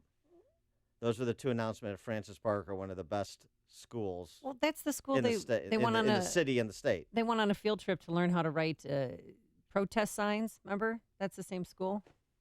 And they're all bashing Trump signs, and there was some vulgarity, F Trump. Remember that? They went on the field trip. I mean, look at Francis Parker.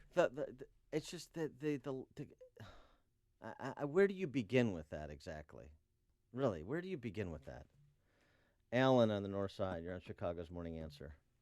Yeah, hi. I got a big disagreement with what you're saying about criticizing sort of the orthodoxy of liberals in college campuses. And you're right, it happens. But what you don't address is that the same thing happens in conservative colleges across the country. There are hundreds of conservative colleges, many with religious affiliations, that would never allow anyone from the left to have a faculty position, speak, and the like. So if it's wrong for the left to do it, it's equally wrong for the right to do it. Give me an example. Yeah, Alan, first of all, two things here. One, if you're, for example, a religiously affiliated school and you want employees that reflect the faith and the mission of the school, that's sort of a different thing. So that's number one. Number two, the idea that you wouldn't allow a liberal speaker on campus or you wouldn't put ideas side by side so that students can hear them, you wouldn't have true academic freedom on campus, that's a different story, and I would agree with you. So I'd ask for an example of what you're talking about. Well, I don't distinguish between the religious. I'd ask for an example of what you're talking about. Name a specific school and a specific incident. I may have my details wrong because it was a couple years ago, but I recall there was a professor at Wheaton College in the last year or two. Yes, because yes, I know the story, and I'll tell you what happened. She signed a contract to abide to abide the employment arrangement of the school and the faith mission of the school, and she broke that contract. That's why she was terminated. Well, you've just proven my point. No, actually, I haven't. No, I haven't. She signed a contract that said, I will abide the strictures of the employment to be a professor here. She broke that contract, and so she was fired. There was another professor at Wheaton College who got divorced, and he was terminated for being divorced because that's also part of the employment contract to be a professor at Wheaton College. Yeah, they knew what they were getting into before they became professors. And at the end, the first woman that you're talking about, in the end, she realized, yes, I should have been terminated. She finally had a come to Jesus and had a final press conference. Yes, I'm not kidding you, she did. With due respect, that reputation is incoherent. So you're saying it's not originally orthodox because they made it a right of contract, employment rule? That makes it even more so. Name a liberal university in America that contractually obligates its professors to be liberal. You won't this is a religious country. You're absurd, Alan, and you're mixing apples and oranges. And a religiously affiliated school. There are religiously affiliated schools, by the way, that do employ liberals. It's there. No portion of the contract is about political ideology in the Wheaton College example. Number one. Number two, religious affiliation is something different than the issue of academic freedom on campus. And I'm sorry that you can't distinguish between the two, but I'm not surprised based on your perspective. And I would just encourage you to read, so many books. But why don't you start with Alan Bloom's Closing of the American Mind, which was really the treatise on the topic 30 years ago, and most of it's come to fruition. And there's a lot of scholarship that's been written since. But to compare religious affiliation and the strictures of employment at a religiously affiliated school with a particular mission to secular schools, or to conflate the issue of terms of employment with academic freedom on campus, is to show that your degree isn't probably worth the paper it's written on either. Listen to Dan and Amy on your smartphone. Download the AM 560 mobile app today at 560theanswer.com/mobile. Balance of Nature's fruits and veggies. I love the product. I think I've been feeling great. Just feel so energetic. Just amazing. My cholesterol readings have never been better. Balance of Nature has been consistent and has changed my life. I love the product. It's really helped me. I don't need my cane anymore. My knee doesn't hurt. I was afraid every day to wake up for fear it's going to hurt, but it hasn't hurt since.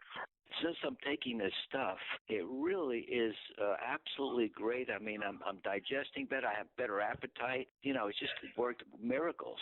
Take Dr. Howard's Health Challenge and find out how to get 2 free sets of fruits and veggies. We'll even ship them to you free. Call now for details.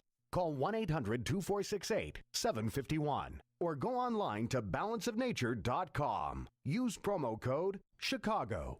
You have a wonderful company. I love my Balance of Nature. My whole life is so much better. Hey, how would you like to have insurance for your computer network, something to protect your hardware and software, and more importantly, give you peace of mind? Well, using Turnkey IT for installation and support of your systems is like having insurance for your computer network. For one affordable monthly payment, your company gets a full team, and they're the best team, trust me, of certified technicians who are there for you, working in the background to ensure your systems are up and running. I talked to the owner, David Kulsick, yesterday about some email issues I was having, and we have a system in place now to make sure that never happens again. So Turnkey IT, they'll help you over the phone and make house calls to your workplace if necessary, but Turnkey IT doesn't wait until there's an emergency call because they work hard to take preventative measures, keeping networks secure, backed up, and running nonstop. Turnkey IT can protect your network with the Turnkey experience, which includes everything, including Office 365 hosting, advanced network protection, cloud backup, disaster recovery, and unlimited remote and on-site support. So find out what Turnkey IT can do for your company today. It's easy. Visit turnkey.pro. That's turnkey.pro. Policies issued by American General Life Insurance Company, Houston, Texas. Not available in all states. For details, visit AIGdirect.com. It takes a lot of courage to face your own death, but I'm glad I finally did. See, I was putting off getting life insurance to protect my family, even though I knew it was important. Then my neighbor's husband died. I watched her struggle emotionally and financially. It really made me face reality. If my husband died, how would I pay the mortgage, the car payments, or keep up the life the kids and I had? I realized I needed to get us life insurance right away. So I called AIG Direct. In less than 5 minutes, I had a quote. I was shocked at how affordable it is. Just $14 a month for $250,000 of term life coverage. I feel so much better knowing my family has protection. Call AIG Direct right now for a free no-obligation quote. The call takes less than 5 minutes, and you can save up to 70%. Call now, 1-800-500-5236. That's 1-800-500-5236. 1-800-500-5236. AM 560, The Answer. By the way, just on the issue of colleges, too, one other important point, just to be explicit about it, the difference between private colleges and public colleges and universities, too, when you want to talk about religious mission as part of private institutions. Just wanted to point that out. Yeah, to our friend Alan. Coming up on Chicago's Morning Answer, former U.S. Attorney General Alberto Gonzales joins us. And former hunk Antonio Sabato Jr. Yeah? Who Is he coming in like for me my today? body double. He's thinking about running for Congress. He is. Oh, cool. But first, let's go into the newsroom. Here's Mike Scott. Former hunk as well. Yeah, I wasn't going to say anything. Thank you. You can take that. No applause, just 10s and 20s. 44 degrees. We have rain showers out there right now in the Nissan of St. Charles newsroom. I'm Mike Scott. It's Nissan of St. Charles that makes the difference. And there's news on Jesse Jackson Jr. this morning, dealing with more legal issues. The Sun-Times reports his name has surfaced in yet another criminal case, this one involving a Chinese billionaire indicted in 2015 for bribing a UN official. Court records show Jackson may have already taken gifts in cash from that real estate mogul while he was in Congress. Ex-politician has served time in prison for misuse of campaign funds. ISIS is releasing video this morning showing the beheading of a Russian intelligence agent the terror group accuses of spying. ISIS says the 36-year-old apparently was slaughtered on camera, and he had infiltrated Islamist groups in Kazakhstan and the North Caucasus region before being captured in Syria last year. President Donald Trump is reportedly set to increase the U.S. military campaign against the Taliban in Afghanistan. It's a story in the Washington Post this morning, citing the officials cite the plan is expanding operations in order to get the Taliban to negotiate. According to that report, the strategy will allow the Pentagon to set troop levels, not the White House.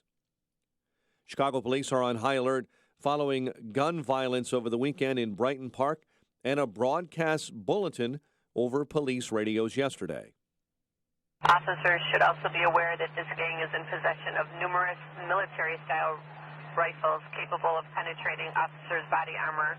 Meantime, the Chicago Police Department is also providing extra security for Alderman Raymond Lopez after a street gang made a threat against him. 4 schools in Madison, Wisconsin this morning making news. They're limiting student access to social media on campus. The pilot program at 2 high schools and 2 middle schools runs through the end of this school year. Schools have shut down free access to Wi-Fi, and they have blocked access to apps on school grounds like Snapchat, Facebook, Instagram, and Twitter. Cubs and Rockies postponed due to rain last night. Hail at Coors Field as well, and there is another major storm blowing in today. So it is rather doubtful they'll get today's doubleheader in as well. We'll see. White Sox open up a 3-game homeset with the Twins this evening. The news a service of Napa Auto Parts. Right now, when you buy brake pads or rotors at participating Napa Auto Parts stores, you can get up to $50 back by mail. So if you hear a screeching sound when you stop, it's your car telling you it's time to head to Napa to get up to $50 back by mail when you buy select Napa brakes. That's Napa know-how. 6:34 is our time. We'll have a check of traffic and weather on the way next on AM 560. Right now with Galaxy. Buy 1 cabinet, get 1 free. Visit us online at GalaxyHome.com to schedule your free in-home estimate. Save an additional $500 when you book right now. I'm Dan Proft. And I'm Amy Jacobson. And you've heard us talking about the 100 Club of Chicago, the charity we're supporting through our annual golf outing coming up on June 15th at the Bolingbrook Golf Club. The 100 Club's mission is to support the families of fallen first responders, cops, firefighters, and EMTs through financial and educational assistance. And we want to tell you about how you can join us in supporting this great organization by becoming an AM 560 business benefactor. When you purchase a foursome at our golf outing for $1,196, you will receive 25 60-second commercials to air right here on AM 560. That's a $3,000 advertising package. You'll be reaching AM 560's large and growing audience of affluent, sophisticated decision makers with your marketing message. And at the same time, you're supporting the families of fallen first responders. Pick up the phone right now and call Michael Mann at 847-871-1527. That's 847-871-1527 and tell him you want to become a business benefactor. That number again, 847-871-1527. If you're an unincorporated business owner, it's too late for you. That is, if you've already been sued and lost your home, your car, and your family's life savings. But if you haven't been sued yet, there is still time to incorporate and protect your personal assets. And if you do it right now, you can incorporate in just 10 minutes, because Incorporate.com is now giving away a free incorporation guide to all business owners. For your free 10-minute incorporation guide, call now. 1-800-400-4817. Incorporation is the shield that protects your personal assets. Without it, you could lose everything. That's why at Incorporate.com, they just make incorporating or forming an LLC quick and easy. They don't provide legal or financial advice. If someone sues tomorrow, will you lose everything? Don't wait until it's too late. Hurry and call now for your free 10-minute incorporation guide while they're still giving them away for free. Call 1-800-400-4817. That's 1-800-400-4817. 1-800-400-4817. 637. Let's get a check of the roads in the Alarm Detection Systems Traffic Center with Jim. Thanks, Mike. On the eastbound Eden Spur, we're seeing about 5 minutes worth of delays from Waukegan Road to the Edens. Then it's 29 minutes Lake Cook to Montrose, outbound 20. The Kennedy, 34 minutes. O'Hare to downtown, outbound 31. The Eisenhower, an hour. Thorndale to the post office, outbound 44 minutes. Stevenson, an hour. 355 to Lakeshore Drive, outbound 36 minutes. The Rhine is 24 minutes. 95th to downtown. Northbound Tri-State heavy, 115th to 75th. Plainfield Road to 47th, and from the Reagan Tollway to North Avenue, Reagan Tollway stop and go, Roosevelt to the Eisenhower. And traffic is a service of Staples. When it comes to technology, go to Staples. Staples has the latest HP and Dell PCs at low prices every day. Plus, when you buy a new PC or printer at Staples, you'll get 30 days of tech support free. See store or staples.com/tech services for details. Staples, it's pro time. Traffic answers when you need them most. I'm Jim Talamonte, AM 560, The Answer. Chicago's Morning Answer continues next.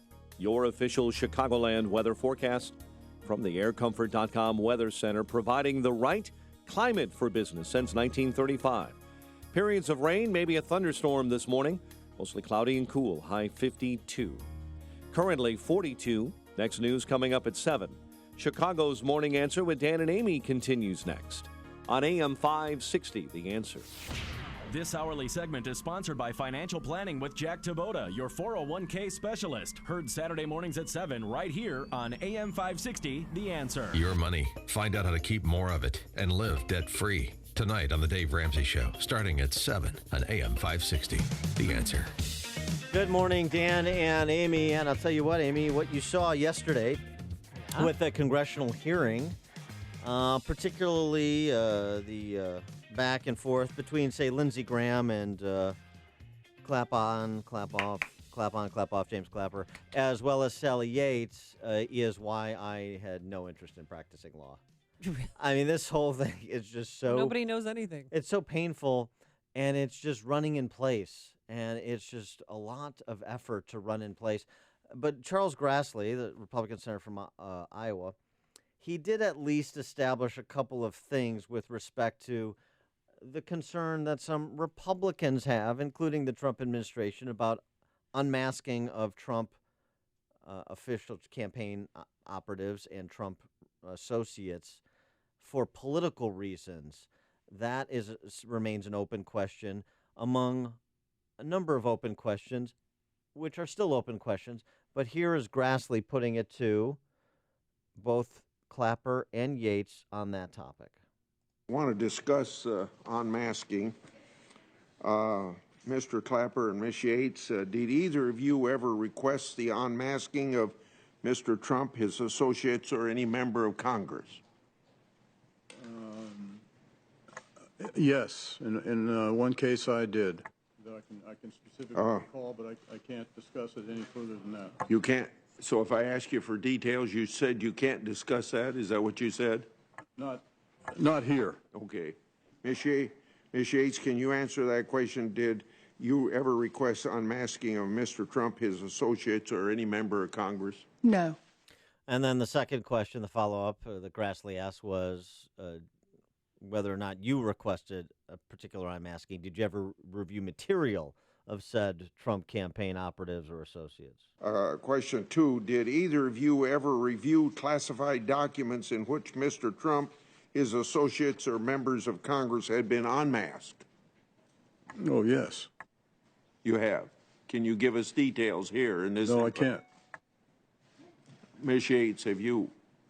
Yes, I have, and no, I can't give you details. All right, there you go. Okay. So you got Yes, I have, but you can't have the information. So I don't know, 8 to 10 months from now, we may have another congressional hearing to advance this just infinitesimally, and this will just continue on when there's nothing else in the news that's pressing and nothing else for them to do that's substantive, and these things are going nowhere in my estimation. But what do I know? I'm just a guy with a JD talking on the radio. So let's talk to somebody who knows what they're talking about. He is former United States Attorney General and now the Dean of the Belmont University School of Law in scenic Tennessee. Belmont Bruins. Belmont Bruins is correct. I finally learned. He is Alberto Gonzalez. General Gonzalez, thanks for joining us again. Appreciate it. Good morning. Hey, can I follow up on your previous your conversation there? Listen, the fact that Clapper and Yates cannot talk about this information, this unmasking, in this public hearing doesn't mean that they won't provide the information in a closed hearing. Right. So as I listen to their testimony, what I hear them say is, we're talking about classified information here. We're talking about perhaps innocent Americans, and so we're not going to talk about this in the public hearing. Now, they have classified hearings and closed hearings all the time to deal with this kind of information. So the fact that it wasn't disclosed yesterday doesn't mean that Congress is not going to become aware of what it is that Clapper and Yates both know. No, I concede the point, and it's important that you make it. But I guess mine is to say that these things have gone on interminably long. I mean, Jim Clapper hasn't been there for a year and a half now. I've lost track of time, and so many of the questions seem to me fairly straightforward, obvious fact-finding questions that could be asked and should have probably been asked privately already to move this thing along to some kind of conclusion. I agree that sometimes the pace in Washington is interminable. It's frustrating, but it's just there's politics involved, but also there's classified information involved, and obviously people's lives and reputations are at stake, and you want to get it right. But yes, I certainly have to concede that it just takes a long time to get to the bottom of certain allegations and accusations. Well, what did you take away from the hearing yesterday? Did you learn anything from Sally Yates or Clapper? I can't speak to the relationship that exists in this Trump White House. I don't know Donald Trump. I certainly don't know Don McGahn. I can tell you with virtual certainty, as the former White House counsel, if the Attorney General, Acting Attorney General, comes to me early in the administration and says what was said about Michael Flynn, I have no doubt I would have gone to the Chief of Staff, relayed the information, Andy Card, and I have virtually little doubt that he and I would have gone to the President and told him immediately, and I suspect President Bush would have said, go look at the information, come back to me and tell me what you think. I don't know that it would have taken 18 days, quite frankly. And so some of this is puzzling to me, and I'm not saying that people didn't do their jobs. I just unless there's information out there that I'm just not aware of, to me it's somewhat puzzling. I just described to you what would have occurred in the Bush White House. I don't know whether or not Don McGahn told the Chief of Staff whether or not how quickly that information was conveyed to the President. I don't know whether or not the President gave the directions, okay, do an investigation, find out, and whether they did that. If they did, maybe it took 18 days. I don't know, but there's no evidence that there's anything like that happening. So, again, there's there's a lot of information I'm just not aware of that raises questions in my mind about what really happened here. Well, right, but I mean, I guess that's part of the question that and the answer to which may explain the 18 days and may not. What did Michael Flynn do? Yates talked about things that could have put him in a compromising position, subjected him to blackmail by the Russians, but of course she's not going to disclose that in a public hearing, and I understand that, but that leaves the question open. And then NBC reporting yesterday, the Defense Intelligence Agency, the agency where Flynn was the director, didn't know that he had been paid $34,000 by a Russian state media outlet when it renewed his security clearance in April of 2016. So did that subsequently become known by Sally Yates, and is that what she communicated to the White House counsel, Don McGahn, or not? We don't know. So, I mean, it's hard to make these judgment calls based on incomplete information, isn't it? Oh, absolutely. As I said, there's a lot of information here that's still missing, and so it's hard to I think, reach a judgment as to whether or not things were done in an appropriate way. All I'm saying is, I have, as I said, virtual certainty about the way we would have handled it in the Bush administration, even early on in the administration. Mm-hmm. And it may be because I had a relationship with President Bush, as did Andy Card. Even though we were a new administration, we'd had a previous relationship. I don't know what kind of relationship. Well, I take that back. I think Don McGahn did have a relationship with Donald Trump. That relationship is important. There's a level of trust that develops between a lawyer and a client. And so, I just think that I would have gone immediately to the president and said, "This is what we've learned," and that's a serious allegation by the acting attorney general. And the president would have directed me, go look at the evidence, get comfortable, come back and report to me. Which may have happened. That would have been done. Pardon me? Which may have happened.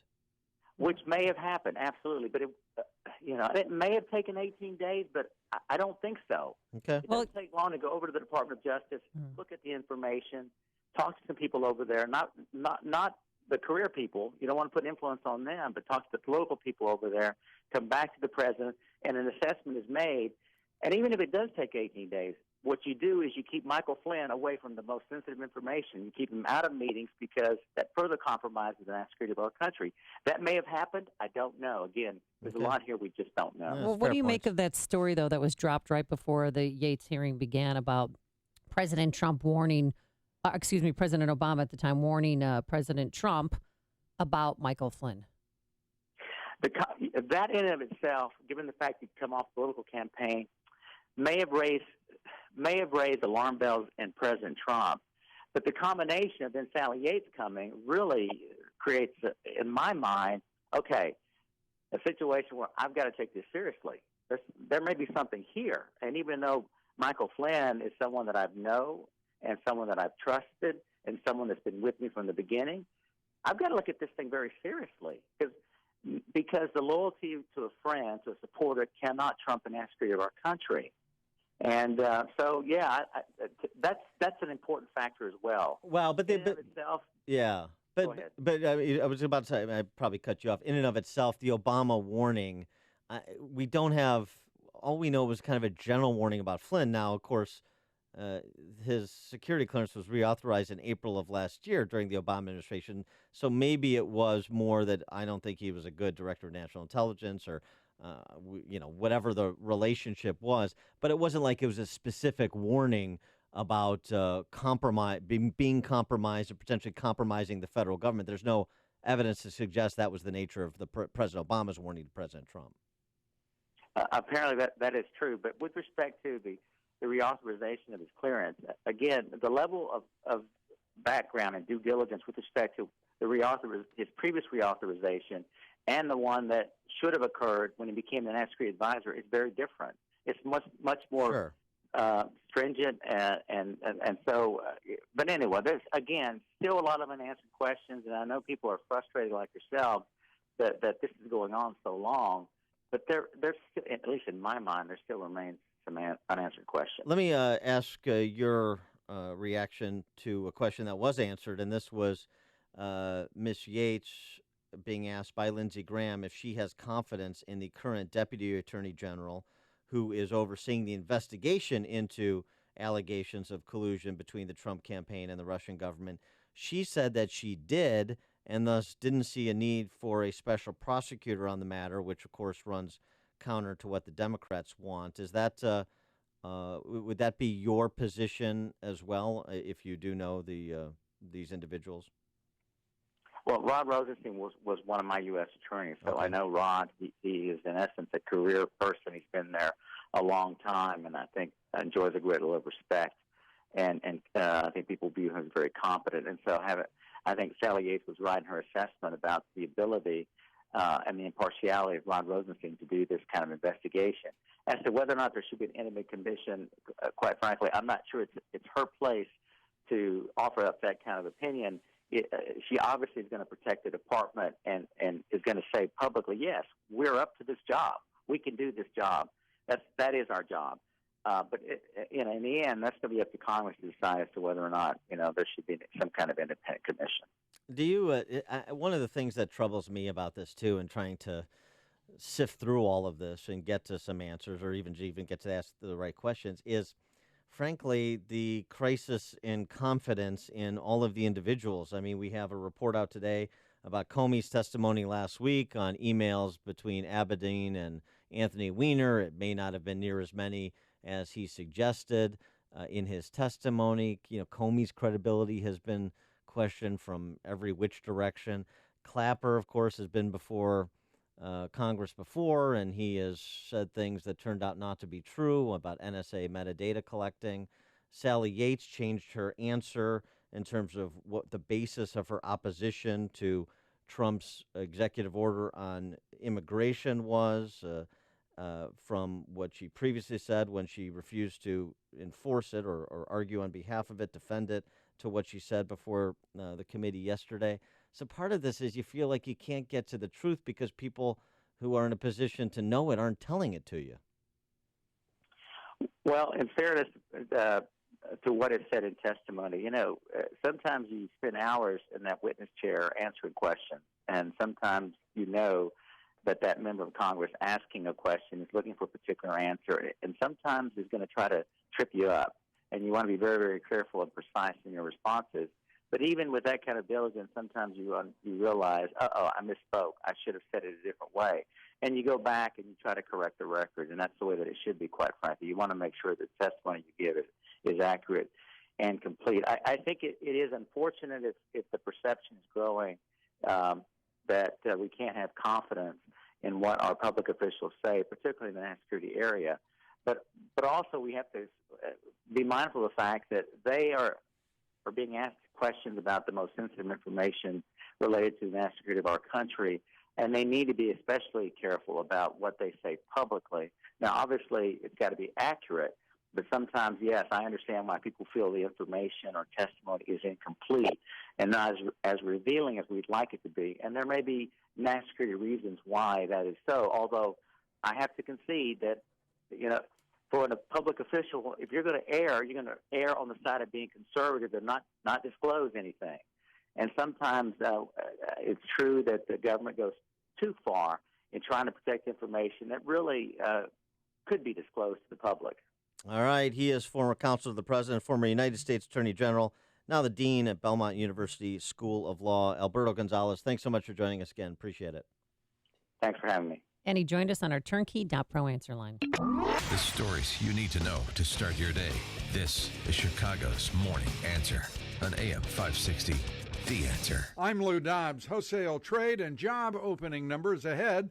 The city of Charleston battling booze pops. GE breaking ground on a $200 million headquarters building. Those stories next. Are you being intimidated by the IRS? Rapid Resolution Tax Group is a team of tax attorneys, enrolled agents, and tax professionals who've helped thousands of people with problems just like yours, and they promise not to let the IRS intimidate you. If you are an individual or business who owes at least $10,000 to the IRS, you can turn to them for help. Has your bank account been levied? Do you have years of unfiled tax returns? Let Rapid Resolution Tax Group intervene for you. They're accredited with and and A-plus rated by the Better Business Bureau, and they guarantee same-day contact with the IRS. If you qualify, Rapid Resolution Tax Group can work towards settling your tax debt for less, removing penalties and fees, and stopping levies and garnishments. Call the professionals at Rapid Resolution Tax Group at 800-601-2929. That's 800-601-2929.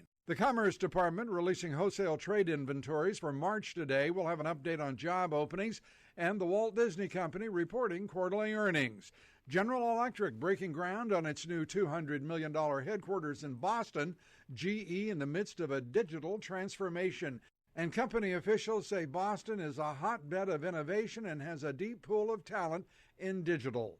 The city of Charleston, South Carolina, asking state regulators to reconsider after they decided that frozen ice pops containing alcohol are food, not liquor.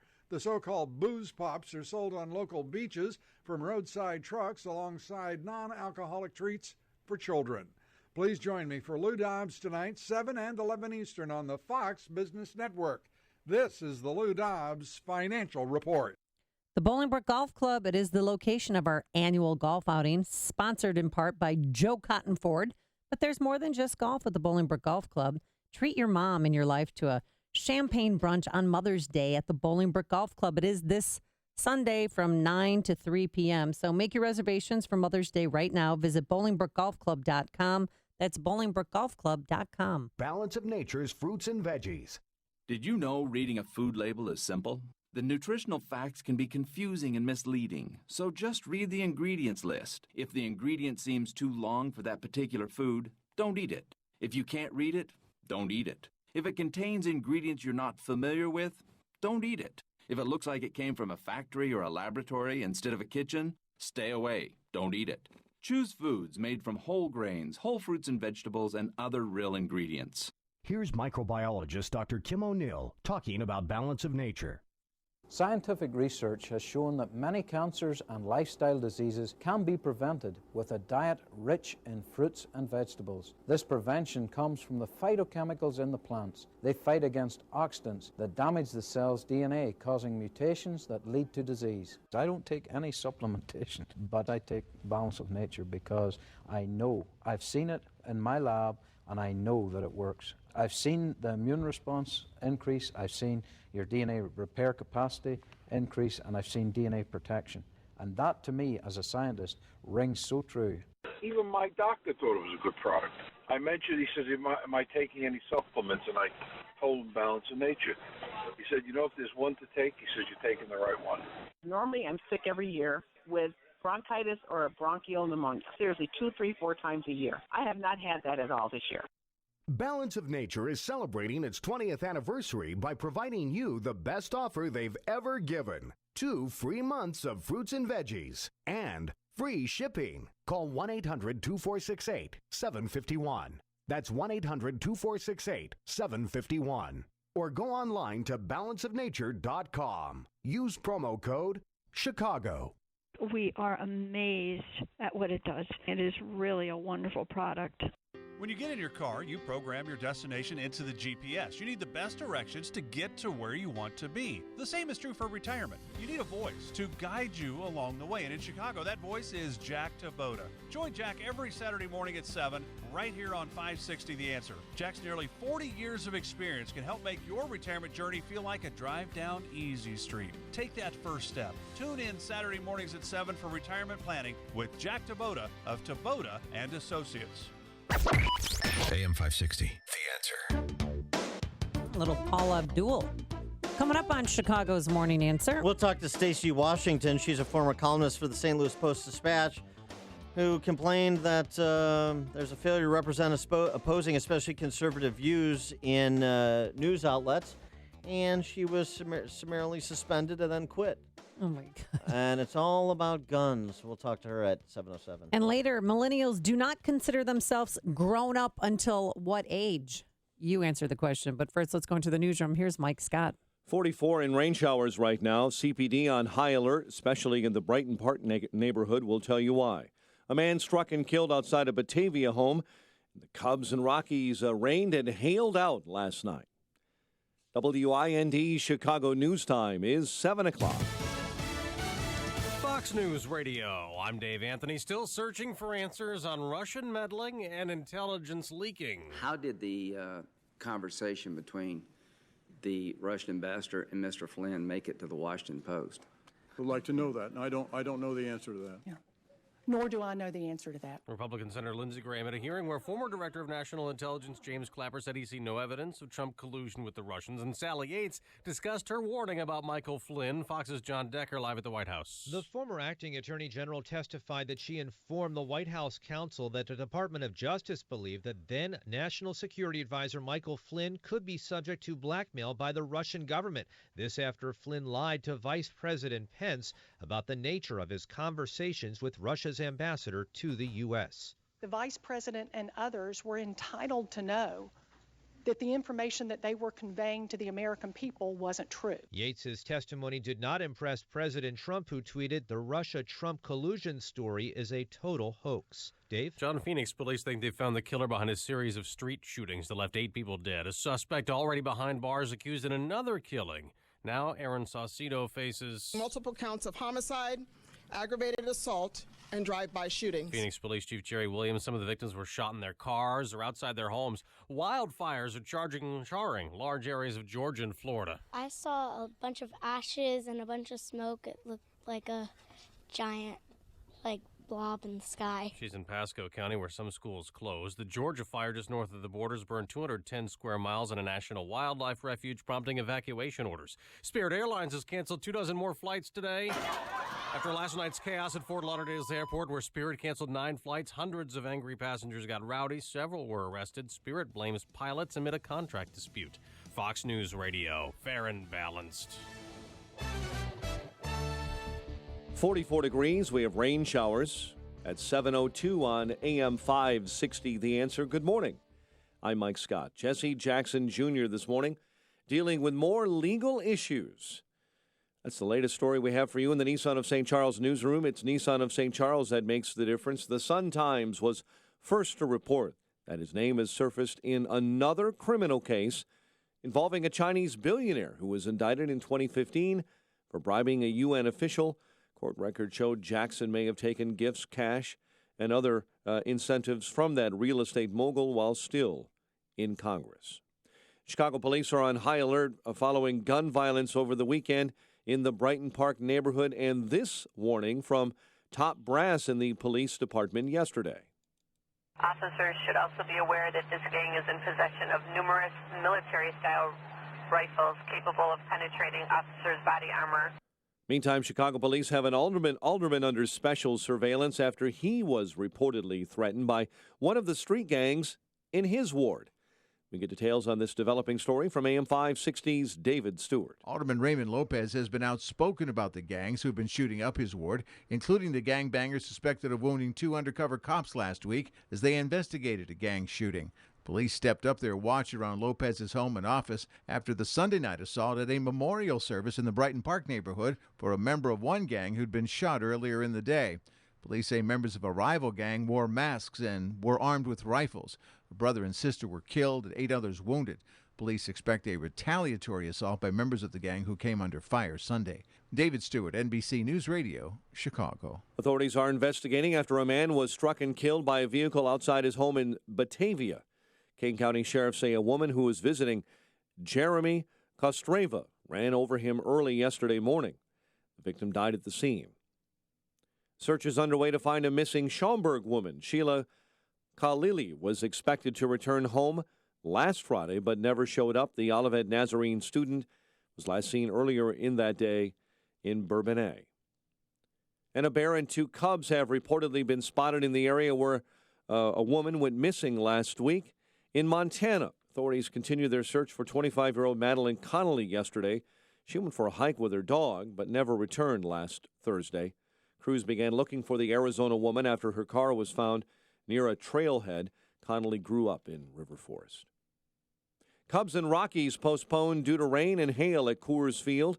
They may struggle to get that game in today. More storms are in the forecast. White Sox open a 3-game set with the Twins this evening. The news, a service of Staples. When it comes to technology, go to Staples. Staples has the latest HP and Dell PCs at low prices every day. Plus, when you buy a new PC or printer at Staples, you will get 30 days of tech support free. See store or staples.com/tech services for details. Staples, it's pro time. 7:05 and a check of traffic and weather on the way next on AM 560. Finding great candidates to hire can be, well, like trying to find a needle in a haystack. Sure, you can post your job to some job board, but then all you can do is hope the right person comes along, which is why you should try ZipRecruiter. ZipRecruiter is different. It doesn't depend on candidates finding you. It finds them. With its powerful technology, ZipRecruiter distributes your job everywhere it needs to be to find the right candidates. In fact, over 80% of jobs on ZipRecruiter get a qualified candidate in just one day. So, while other companies might deliver a lot of hay, only ZipRecruiter finds you what you're looking for. The needle in the haystack. Used by businesses of all sizes, ZipRecruiter offers the most qualified job candidates with immediate results. And right now you can try ZipRecruiter free. That's right, free. Just go to ZipRecruiter.com/work. That's ZipRecruiter.com/work for your free trial. ZipRecruiter.com/work. It's time to gear up for summer fun. The Ready to Ride sales event is here. Looking to ride the waves? Check out our selection of Sea-Doo watercraft.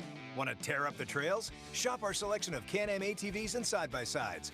Or rev up for open road adventures with the latest Spyder Roadsters. Stop in now and save up to $3,500 on your ultimate warm weather adventure machines. Visit Maxim Power Sports in Merrillville. Offer ends soon. Restrictions may apply. See dealer for details. Mother's Day is this Sunday, and Pro Flowers is offering an amazing special. 100 stunning blooms for mom plus a free glass vase for $19.99 plus shipping and handling. Go to proflowers.com and enter the secret code 500. But hurry, this deal expires this Friday. 100 colorful blooms for mom for $19.99. Satisfaction guaranteed or your money back, plus a free glass vase. The only way to get this amazing deal is to go to proflowers.com. Click on the blue microphone in the upper right corner and enter the secret code 500. 7:07 and a quick check of the roads in the Alarm Detection Systems Traffic Center. Here's Jim. Inbound Eden's 37 minutes Lake Cook to Montrose, outbound 25. The Kennedy 53 minutes either way between O'Hare and downtown. The Eisenhower an hour and 5 minutes. Thorndale to the post office, outbound 52 minutes. Stevenson an hour and 2 minutes. 3:55 to the drive, outbound 41 minutes. Ryan is 29 minutes. 95th to downtown. Heavy delays on the northbound Tri-State and the northbound Veterans Memorial starting at Boughton. That's traffic. AM 560, The Answer. Chicago's Morning Answer continues next. Your official Chicagoland weather forecast. From the AirComfort.com Weather Center with our meteorologist, Kevin Snyder. A little morning rain and a thunderstorm, otherwise mostly cloudy skies throughout the day and night. High 52, low 44. Mostly cloudy skies continue tomorrow with a few showers in the afternoon and a couple of showers in the evening. High tomorrow 58 and a low tomorrow night of 44. I'm Kevin Snyder on AM 560, The Answer. Currently 43 at O'Hare, 44 along Chicago's lakefront. Your next news update is at 7:30.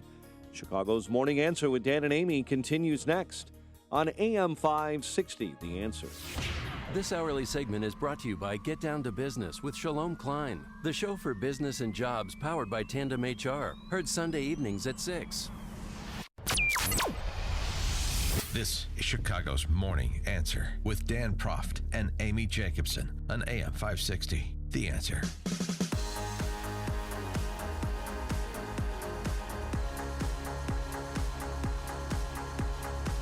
Good morning, Dan and Amy. And so, the case of Stacy Washington, who was a columnist for the St. Louis Post-Dispatch, and she responded to a column that written by George Kennedy of the Missourian. The NRA's influence is dangerous to us all. His piece asked the question, which organization is more dangerous to Americans, ISIS or the NRA?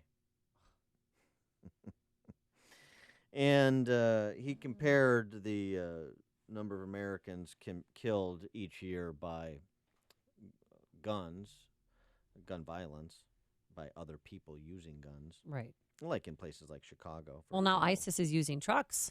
So are truck owners bad now, too? Well, the comparison in terms of which organization Right. is more sort of threat for George Kennedy's silly column is because more Americans are killed by guns than by Islamic terrorists.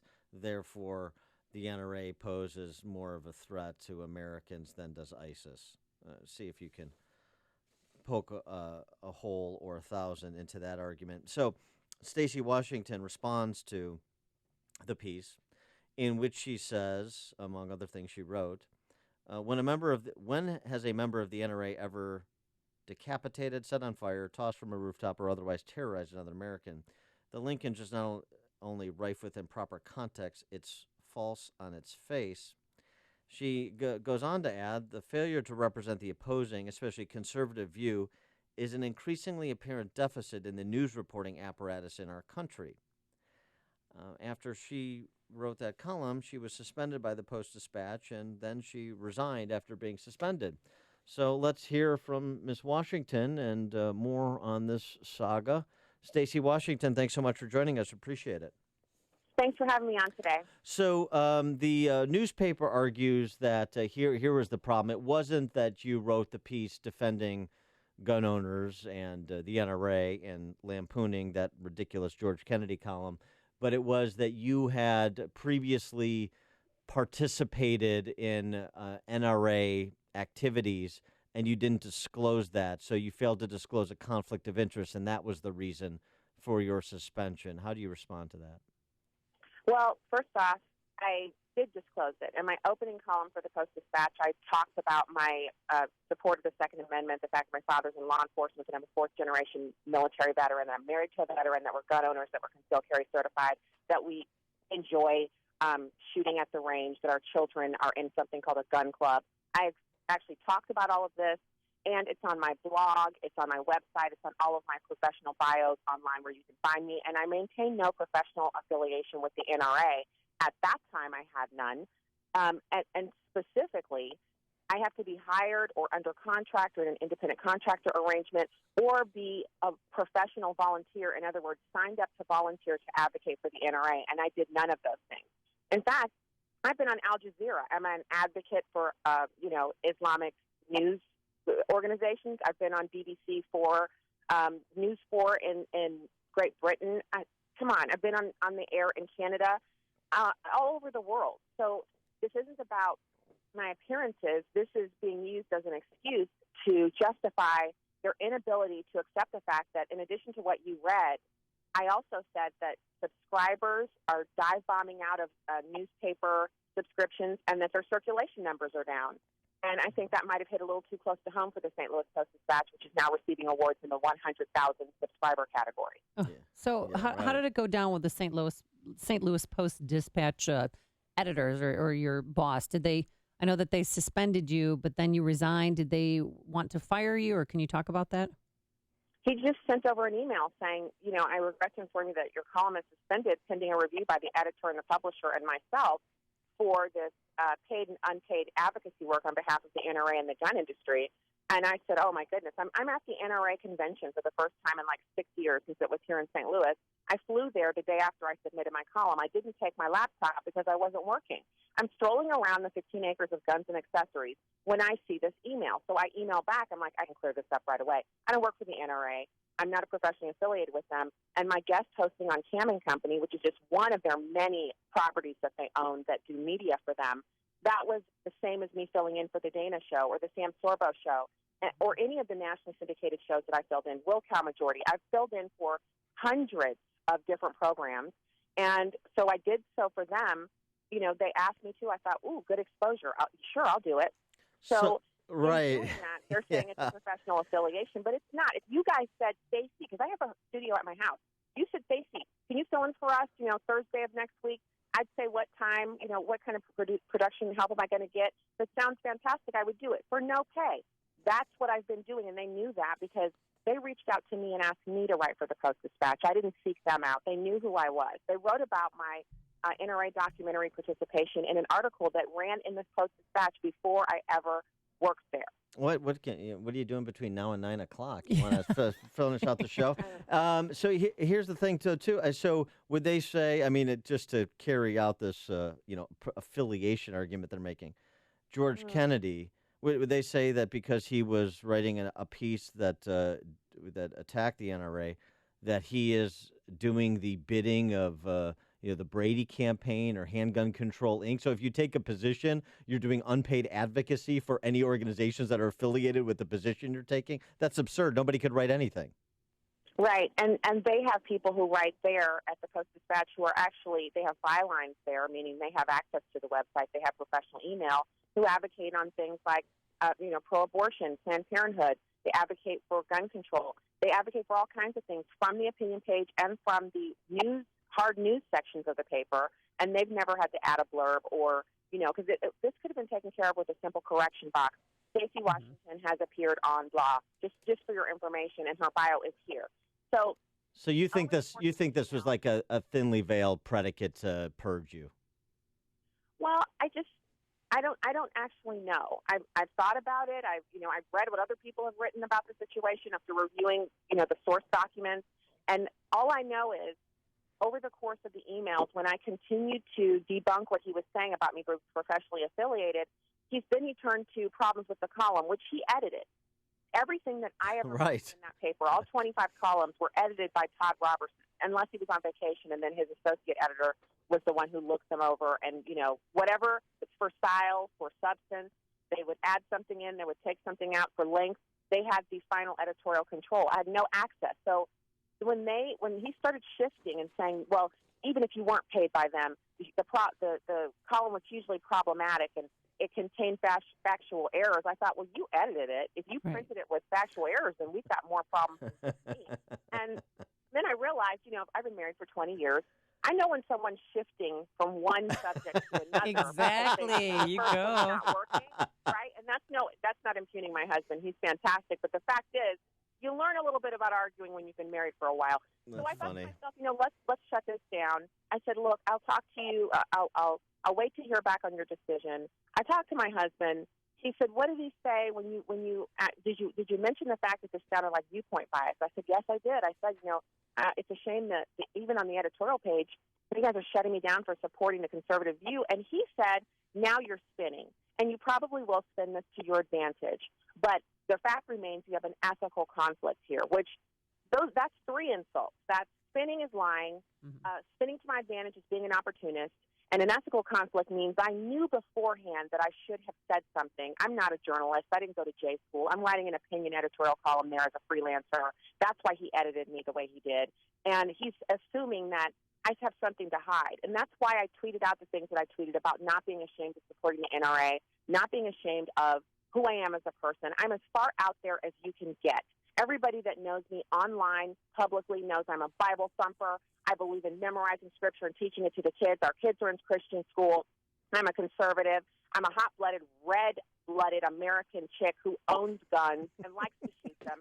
And I'm not afraid to talk about that because if I was, Clearly. I wouldn't have been on the radio. 2,000 separate interviews at my count. I don't even know if that's all of them, but at least 2,000 interviews across the country and internationally talking about the same stuff. So if I had anything to hide, I should have started hiding it at least 6 or 7 years ago. And if I worked for the NRA, that'd be first on my bio. I would consider that a badge of honor if they said, hey, come work for us. That would be fantastic for me. So why would I hide it?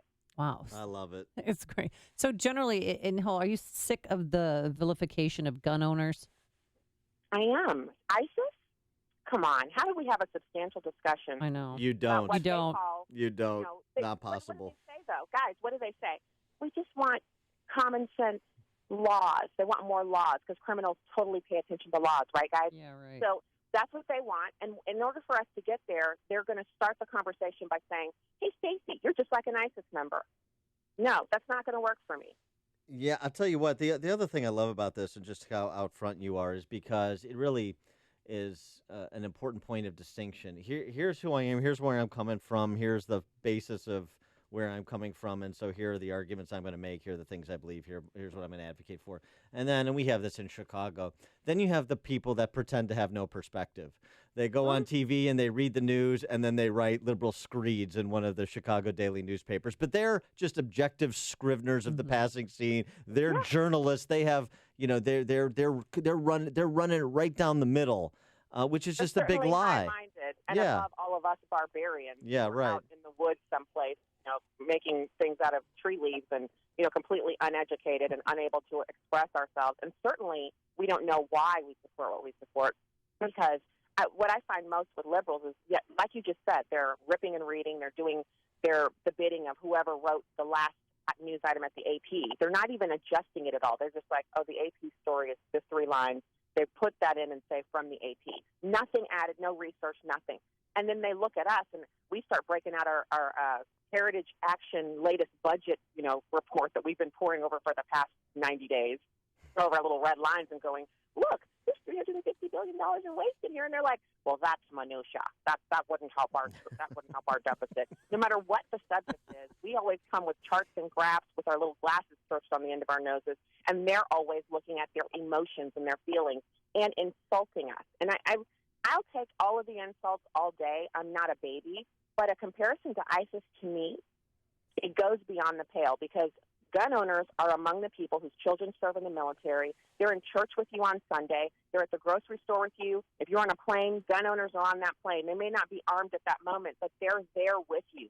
You can't go anywhere in America without being near someone who owns a firearm at home or is a concealed carry certified individual. And you're going to say, all this time you've been roaming around America, those people have been like ISIS. Why are you still alive? How are you still walking around if gun owners in America are anything like ISIS?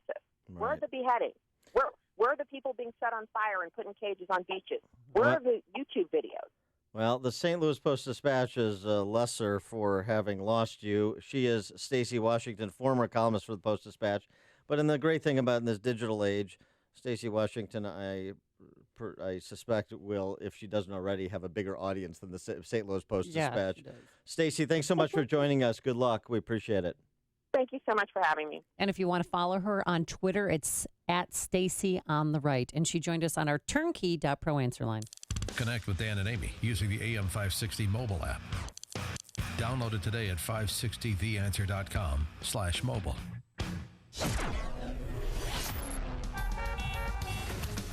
So when do you become a grown-up? I'll ask Dan Proft when he felt grown up. But first, let's get the forecast for today. Rain and thunderstorms this morning, cloudy otherwise by the afternoon, but very cool and seasonably cool for this time of the year. 43 degrees right now, going up to a high of 53. And then tonight, cloudy, a low of 44. And tomorrow, mostly cloudy with showers in the afternoon this time. A little bit warmer, a high near 60 degrees. Let's get into our Alarm Detection Systems Traffic Center. Here's Jim Talamonte. Thanks, Amy. The Kennedy is running 53 minutes either way between O'Hare and downtown. The Eden's heavy 38 minutes. Lake Cook to Montrose outbound 25. The Eisenhower, an hour and 6 minutes. Thorndale to the post office, 48 minutes from Manheim. Outbound 52 to Thorndale. Stevenson, an hour and 8 minutes. 355 to Lakeshore Drive. Outbound 47 minutes. Ryan is 32 minutes. 95th to downtown. Northbound Tri-State delays Cicero to 47th and from the Reagan Tollway to North Avenue. The Adams Tollway's okay. Reagan Tollway slow from the Aurora Toll to Eola and Raymond to Yackley. Veterans Memorial from Boughton most of the way to St. Charles on the Army Trail Toll to Lake. Westbound 8094 heavy from I-65 to Klein Avenue. I'm Jim Talamonte in the Alarm Detection Systems Traffic Center. Oh, you hear me talk about MyPillow all the time, but that's because a good night's sleep is so important to our health. And for May, you'll still receive the 50% discount on the MyPillow 4-pack of 2 premium MyPillows and 2 Go Anywhere MyPillows.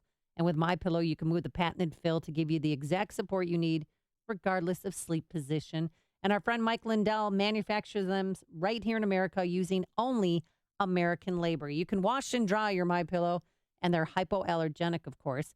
And you'll have the 10-year warranty. Who puts a 10-year warranty on a product unless they really believe in it? And there's also a 60-day money-back guarantee. So for May, get 50% off the 4-pack by calling 800-489-0201. Use the promo code Amy or visit MyPillow.com. That's 800-489-0201, promo code Amy. If you did not purchase health insurance coverage during the 2017 open enrollment, I can help you purchase a PPO health insurance plan at any time during the year. This is Tom Marabali, your health insurance advocate and independent producer for Blue Cross Blue Shield of Illinois and other health insurance carriers. If you are between the ages of 19 and 64, you are automatically paying for maternity coverage whether you want the coverage or not. If you are a non-smoking 50-year-old male or female living in the city of Chicago, the monthly premium rate for a 100% tax-deductible health savings account PPO plan would be $590 per month. But I can show you how to eliminate the mandatory maternity benefit and lower your monthly premiums down to approximately $240 per month. To see if you qualify or for more information, call me, Tom Marabali, at 630-863-3477. That's 630-863-3477. Do you think of insurance like a utility bill? They tell us what to pay, and we pay it. Insurance companies make changes, and your insurance needs to change too. That's how you end up with too much or not enough. DLF Insurance is an independent insurance agency representing over 20 highly rated companies like Travelers, Liberty Mutual, Progressive, MetLife, and Safeco. Their clients receive regular policy reviews, making sure you have what you need at the best price. DLF has over 35 years of experience. They're a one-stop personal, business, life, health, home, and auto insurance agency. They do all the heavy lifting, navigating the complex insurance world on your behalf, so you can focus on your family, business, and personal life. Call now. Get a quote to find out if you have the right insurance at the best price. 847-824-3020. 847-824-3020. Or just remember DLFinsurance.com. They work for you. Listen, this whole do-it-yourself thing is fine for some projects, but when it comes to window coverings, not so much. Tell me about it. I did some do-it-yourself shades that are best described as uneven and twisted. Yeah, I've seen them. That's why I'm going with Budget Blinds. That's a style and service for every budget people, right? Yeah, and that is for real. Budget Blinds has no surprises pricing and a no questions asked warranty. The best in the business. No surprises pricing and a no questions asked warranty? No brainer, right? So Budget Blinds comes in, measures everything, orders for you, then they install it all? It's a beautiful thing. And now you can get up to $500 off on Signature Series window coverings. Another no-brainer. Number, please. 855-BUDGET-BLINDS. Or go online to budgetblinds.com. Call 855-BUDGET-BLINDS and get the experts to do it for you at a price that fits your budget. Call 855-BUDGET-BLINDS now. Offer good on selected products at participating independently owned and operated franchises only. Some restrictions may apply. Ask for details. Growing up, your parents took care of your every need. Now you may be providing care for them. Are you worried about mom and dad living alone? Are they getting more forgetful or need help with daily activities? Why not consider a lifestyle that provides support services so they can enjoy as much independence as possible and maintain quality of life? Arboria of Long Grove is an all-new assisted living and memory care community offering respectful assistance with activities of daily living and specialized memory care. The community features classically designed residential spaces, gracious hospitality services, amenities, and courteous, highly skilled staff to meet every need. Arboria of Long Grove is situated on 10 wooded and lushly landscaped acres off Route 53 in Long Grove. It's a vibrant yet peaceful environment filled with good neighbors, great social activities, and the finest in care. Schedule a tour today. Call 866-239-9601 or visit arboriaoflonggrove.com. That's arboriaoflonggrove.com.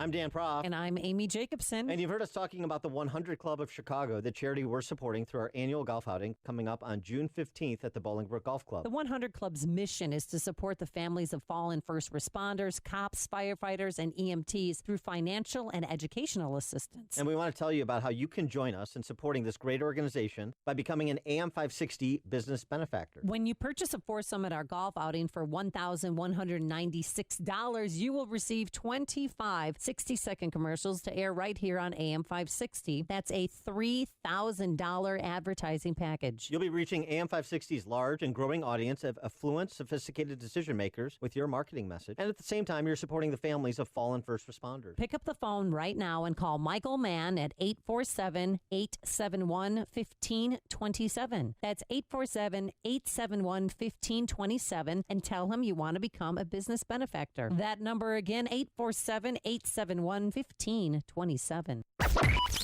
560. The answer. fine. We'll have to wait until later to see when you felt like a grown-up. Coming up on Chicago's Morning Answer. California may lift ban on communists working in government there. I didn't know they had one. I mean, a ban. And which celebrity do you want to see run for office? Antonio Sabato Jr., Shaq, or some other celebrity? Okay. We'll take your calls, but first let's go into the newsroom. Here's Mike Scott.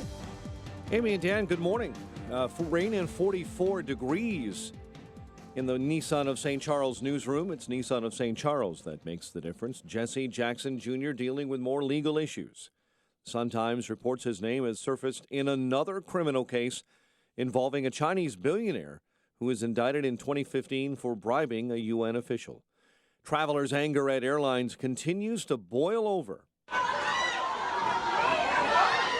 Last night, upset passengers and crew became rowdy at Fort Lauderdale's Hollywood Airport after Spirit Airlines canceled flights over what it says was a labor dispute. Several were arrested. President Trump may soon approve a plan allowing the Pentagon to put more troops in Afghanistan. The Washington Post says it's part of an effort to push the Taliban toward negotiations. Former President Bill Clinton adding the job of novelist to his resume, teaming up with best-selling author James Patterson to write a thriller titled The President is Missing. Police in Phoenix, Arizona, naming a suspect in a string of deadly shootings. Aaron Saucedo faces 26 charges in the serial shootings case. Chicago police remain on high alert following gun violence over the weekend in the Brighton Park neighborhood, and a broadcast bulletin over police radios yesterday warned Chicago officers to be aware of an area gang in possession of military-style rifles with bullets capable of penetrating body armor. Authorities are investigating after a man was struck and killed by a vehicle just outside of his home in Batavia. Kane County Sheriff's Office says a woman who was visiting Jeremy Kostreva ran over him early yesterday along Meadowview Road. Federal prosecutors are asking for up to 11 years in prison for a man who offered advice to his cousin in the 2014 murder of a woman at an Indonesian resort. Robert Bibbs did not directly participate in the killing of Sheila Von Wiesmack. However, prosecutors say text messages Bibbs sent to Tommy Schaefer and later comments to the FBI showed he encouraged that crime and expected to be rewarded. Cubs and Rockies postponed because of rain and hail at Coors Field. White Sox open up a 3-game set with the Twins this evening. The news, a service of Napa Auto Parts. April showers bring May flowers. May showers? Well, they just bring more rain. So head to Napa Auto Parts for $8 off when you buy a pair of Bosch Evolution wiper blades. Buy 2 Bosch wiper blades and save $8 per pair. That's Napa know-how at participating Napa Auto Parts stores. Offer expires 5/31/17. 7:32 and a check of traffic and weather on the way next on AM 560. This hourly segment is brought to you by Papa Nicholas Coffee. Papa Nicholas Coffee, a family tradition since 1897. This is Dan Proft with 60 Seconds of Sanity, sponsored by Upstream-Ideas.com. When a culture celebrates, it begets. An internal FBI report obtained by Paul Bedard at the Washington Examiner finds the D.C. Press Corps Dem Politician Combine's neutral to laudatory review of Black Lives Matter rioters makes us less safe by making police less safe. The FBI reviewed 50 murders of police officers in 2016 and found in 14 of the cases the offenders simply wanted to kill police. The assailants, inspired by social and or political reasons, believed that attacking police officers was their way to get justice. The former mayor of Baltimore created a safe space for rioters in the wake of Freddie Gray's death. That has left her successor crying to the FBI for help in combating Baltimore's 20-year high murder rate. Chicago Mayor Tiny Dancer scapegoated the police locally and brought Obama Attorney General Loretta Lynch to town to tell the nation they were all racist. After more murders in Chicago last year than in New York City and LA combined, Chicago saw a 45% increase in murders in April as compared to April of last year. When you treat police like the bad guys, you embolden the bad guys. People who can afford a LASIK procedure sure are lucky. Imagine being able to throw away your contacts and glasses. Imagine waking up tomorrow with 20/20 vision. Too bad everyone can't afford LASIK. Well, guess what? There's a company that agrees with you. The LASIK Vision Institute is now offering dramatically low prices on high-quality LASIK to make it affordable for everyone. That means you get the latest FDA-approved LASIK technology for a fraction of what others charge.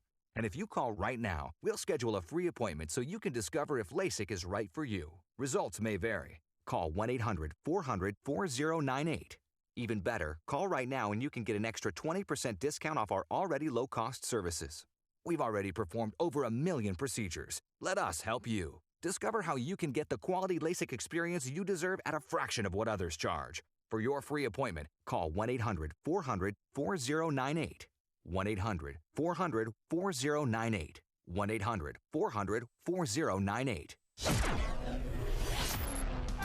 7:35. Let's get an update on the roads in the Alarm Detection Systems Traffic Center with Jim Talamonte. Thanks, Mike. The inbound Edens has lightened up a bit. Delays start around Devon. It's 30 minutes Lake Cook to Montrose, outbound 26. The Kennedy, though, is an hour and 3 minutes. O'Hare to downtown, 29 minutes from Montrose, 27 on the Express. Outbound 56 minutes to O'Hare. The Eisenhower, an hour and 5 minutes. Thorndale to downtown, 46 minutes from Manheim, outbound 58 to Thorndale. Stevenson, an hour and 8 minutes, 3:55 to the drive, outbound 47 minutes. The Rhine is 32 minutes, 95th to downtown. Northbound Tri-State delays. Cicero to 47th, and from the Reagan toll to North Avenue, Veterans Memorial slope out most of the way to St. Charles, and from the Army Trail toll to 290. Traffic is a service of Discover Student Loans. Figuring out how to cover college costs? Discover Student Loans is one of the top private student loan lenders in the country with great rates, zero fees. Plus, students can earn a cash reward for their good grades. Visit discoverstudentloans.com to apply today. Limitations apply. Traffic answers when you need them most. I'm Jim Talamonte on AM 560, The Answer. Chicago's Morning Answer continues next. Your official Chicagoland weather forecast from the aircomfort.com Weather Center. Providing the right climate for business since 1935. Rain, maybe a thunderstorm this morning. For the bulk of the day, cloudy and cool, high 52. Currently rain and 43. Next news coming up at 8. And Chicago's Morning Answer with Dan and Amy continues next on AM 560, The Answer. This hourly segment is brought to you by My Parts Garage. Check out all the DIY auto repair videos at mypartsgarage.com. If you're looking for the latest news, insight into what it means, and the sharpest opinion, there's only one station in Chicago where you can turn, and it's this one. We're AM 560, The Answer. Dan and Amy, what do you think about athletes and actors and celebrities running for public office? You like it, don't like it? Some have been successful. You've got your, Bill Bradley, a basketball player. You got your, you got your Al Franken. He was some kind of comedic actor, apparently. I like myself. Obviously, you had Schwarzenegger, governor of California. Yes. You had Jesse the Body, the governor of Minnesota. Ronald Reagan, governor of California, Reagan. then the best president ever from the United States of America. Oh, yeah, that's right. Right. Mm-hmm. I hear from. And then you have President Phoenix, Donald Dixon, Trump. Illinois. President Donald Trump. Oh, that's right. Yeah, I forgot. No, he was a celebrity TV star for 13 years. That counts. That and counts. I'll never forget the nightly news interview to African American man who said, "Oh, I'm voting for Trump. He's been in my living room for 13 years. I trust him. He could, he runs that show well. He's going to run the country well." Yeah. Okay, that was. You had Heath Schuler. He was a member of Congress for a minute or two. Former Tennessee quarterback. Oh, so you know these things. Let's see. Was that before? Yeah, Jim Peyton? Bunning, Hall of Fame pitcher. Jim Bunning's in the Hall of Fame, right? Yeah, Jim Bunning, Hall of Fame pitcher. Who's a senator from Kentucky. Okay. Who else? Now, there's a lot of celebrities that have run and lost, too.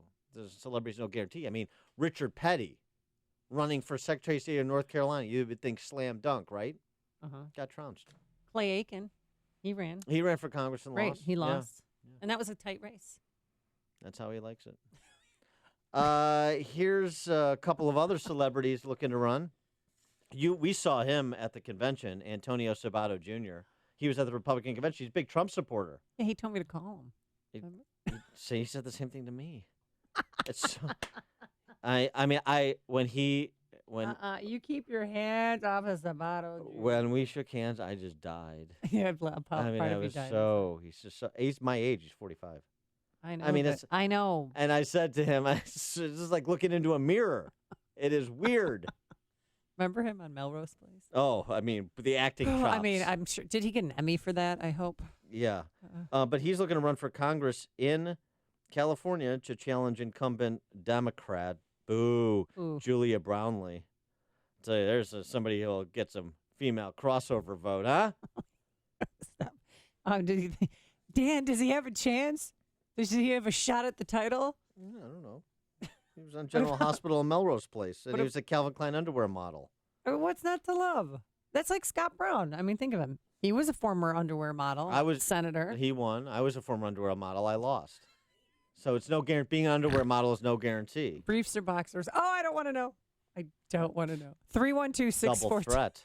312-642-5600 is our turnkey.pro answer line. Who should be the celebrity that the Democrats put up for the next round of elections, whether it be midterm elections or the next presidential elections? Because Michael Moore, James Bond? Yes, Michael Moore has a list of celebrities. And, first one on the list was Kanye West. Because remember, he announced his intentions to run for president in 2020. Yeah. Yeah, but I don't think he's got some problems. Another athlete that's looking to run for office, Shaq for sheriff. Wasn't he already? I think he was deputized. He was for a day or deputized. He was something. sworn in as reserve officer by the Doral Police Department in Florida. Serves as a reserve officer in Miami Beach, Tempe, Arizona, and the Port of Los Angeles. He's looking around though to potentially run for the county sheriff's post. Now I don't know if it's real or not because he's such a jokester. Actually, he's just excruciatingly tiresome with his faux jokester personality. But there's the possibility that he could run. He could run for sheriff. He said he wanted to be a sheriff one day. Okay, let's see how that goes. Can he fit in and out of the sheriff deputies' cars? Because he's a big dude. If he ran for like a executive position, like governor, if he ran for gubernatorial, he could do like a Shaq Seagal ticket, because they both are kind of these sworn quasi law enforcement agents.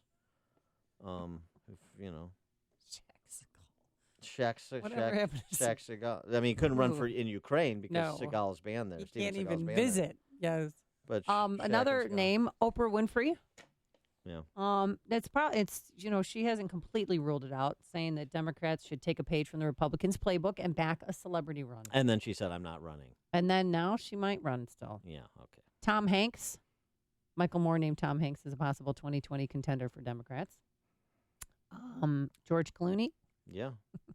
And this is my favorite. George Clooney's father ran for Congress, lost. Right. And he was started out in the radio business.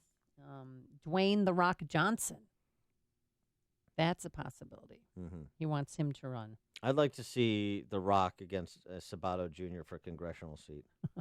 Well, Trump's victory led Johnson to tell Vanity Fair that he couldn't rule out a future presidential bid. I think it's really interesting how, because Trump did this, now the idea that anybody could be president. I mean, I get it to some extent, but I think what you find out is it's a lot tougher than you think. And Trump was a bit of a black swan. I think Obama was as well. It's difficult to replicate, except if you're very good at flim-flammery, because there was a lot of flim-flammery from both. Oh, yes, there was. Here's one for you. There's this like the idea that this is a glamorous process. Let me tell you, somebody who's run for a statewide office, the idea that politics is some kind of glamorous process, so it would attract the celebrities and the athletes and so forth. Not exactly. And I'll tell you, so what their lives have been a lot more glamorous because, as P.J. O'Rourke said, politics is show business for ugly people. So they're not going to, Sabato Jr. may not like it as much as he thinks he likes it just by making a speech at a convention or being tangentially involved. Mm-hmm. Katy Perry, I'm not kidding you, her song Roar was played at a lot of Clinton campaign events. Yeah. But there was an Instagram picture of her standing between former President Bill Clinton and George W. Bush with the caption 42, 43, 46? Question mark. What about Katie Lang? Will Smith? What about John Mayer? Katy Perry and John Mayer. That could be like the new Clintons. Oh, yeah. Cute. Tim McGraw. Michael Moore has him on the list. Uh-huh. Tim McGraw. Hee-haw. And Mark Cuban. Yeah. I think Mark Cuban, out of this list that I just read, I think he's the one most likely to run for president. I don't think any of them are going to. The closest that Mark Cuban will get to becoming president is being president in Sharknado 3. The Trace, yeah. John It's a in great Deerfield, movie. you're on Chicago's Morning Answer. Hi, Dan. Hi, Amy. How are you? Hello. Hello. In the list, talking about, I wanted to join the conversation talking about celebrities running for office in 2000. I ran for Congress, but in the list of Chicago's. Wait, that was did you go wrestle by the name the Iron Sheik? No. But if celebrities. Baron von Raschke? If celebrities were bond ratings, I would be like double B minus junk bond rating. Double D. Wait, what was your? I was the illustrious Johnny Stewart, and I ran in that 11-way primary in 2000 against Mark Kirk. And Yeah, but what was your? everyone else. Yeah, oh, that's right. Okay. The illustrious Johnny Stewart. The illustrious Johnny Stewart. Yeah, and I'm running for governor in the Libertarian Party this year, this coming election. What name are you running under this time?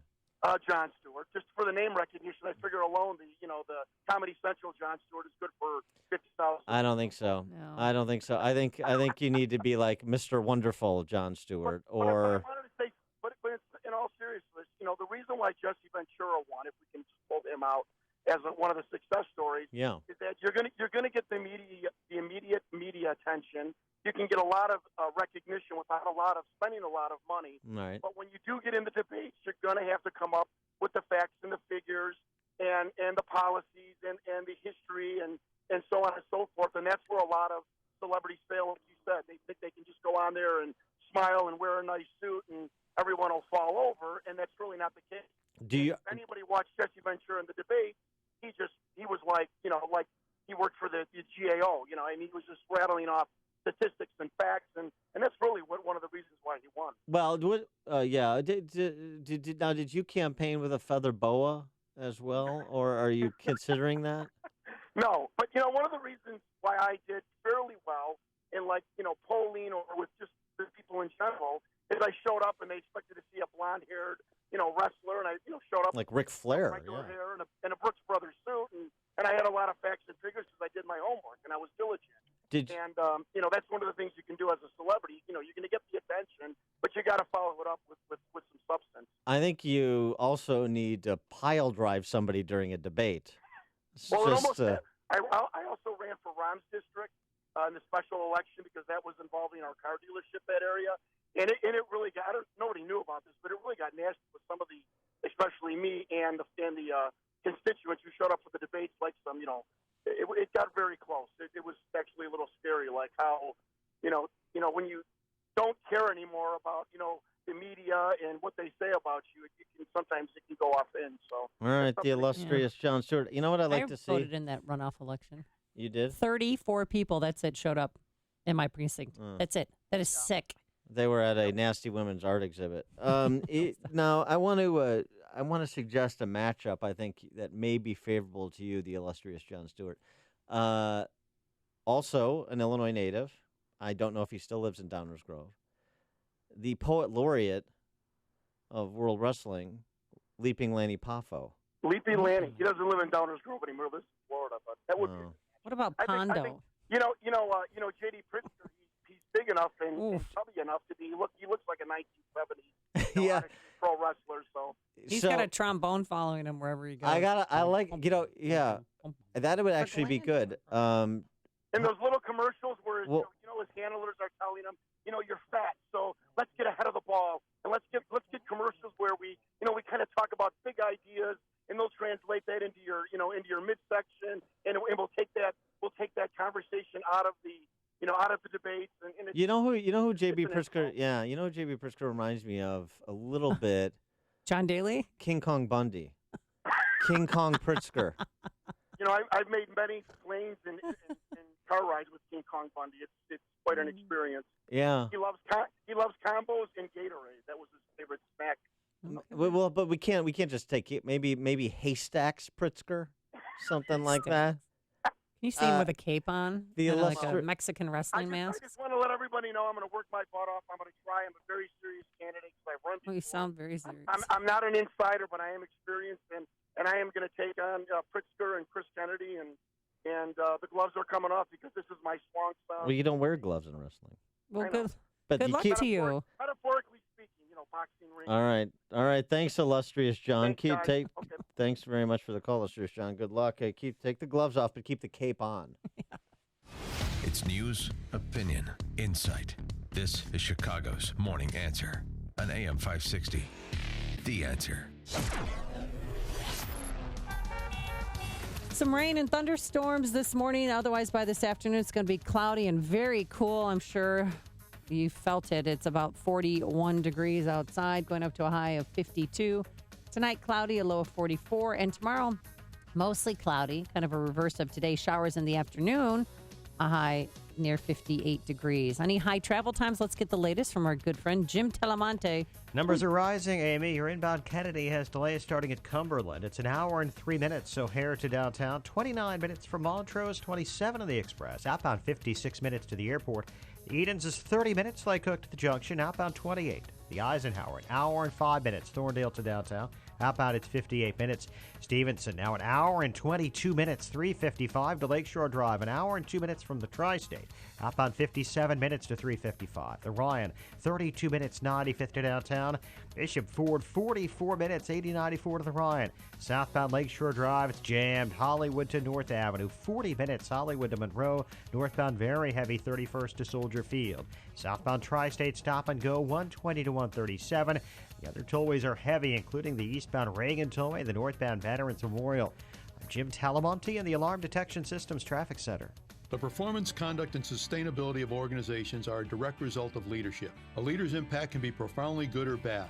We've experienced the devastating impact of unethical, selfish, and corrupt leaders. We've also experienced the impact of good and caring leaders whose honesty, integrity, and ethical conduct have created great organizations and a legacy of goodwill. Our challenging times require courageous, values-driven leaders to step up to these challenges. My name is Rich Panico. I am the founder and CEO of Integrated Project Management Company, IPM. I am blessed to lead a wonderful family of talented and caring leaders. Join us as we strive to change the world, one project at a time. Trust IPM, the consulting industry's leader at executing your critical initiatives. For almost 3 decades, IPM has planned and executed projects in the life sciences, healthcare, consumer, and industrial sectors with honesty and integrity. Visit IPMCinc.com. That's IPMCinc.com. Or call Integrated Project Management's Chicago office at 630-789-8600. I got a Facebook message from a Leaping Lanny Poffo fan. I mean, this is why I love this show and our listeners. Lanny Poffo is a friend of mine. Oh. He lives in Sarasota, Florida now, but he travels a lot. He's a conservative. You should have him on your show. We'll reach out to him. I would love to have the poet laureate of the WWF on this show. Maybe I'll do an Against the Current with him, a long-form interview about wrestling and conservatism. It's an interesting intersection. Very thin Venn diagram. And Against the Current is one of the series we have on upstream-ideas.com. This week featuring John Tillman, CEO of the Illinois Policy Institute, who is not a member of the WWF.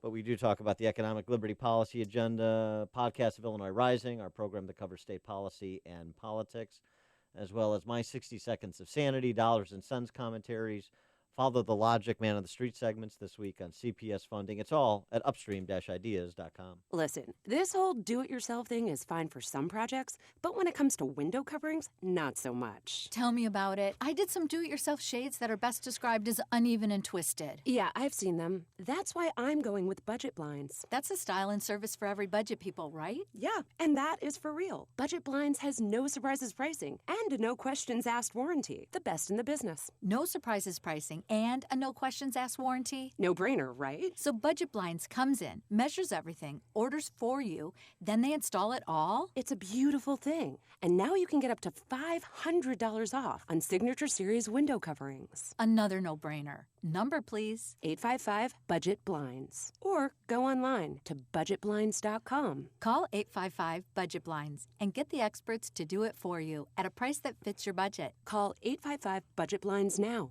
Offer good on selected products at participating independently owned and operated franchises only. Some restrictions may apply. Ask for details.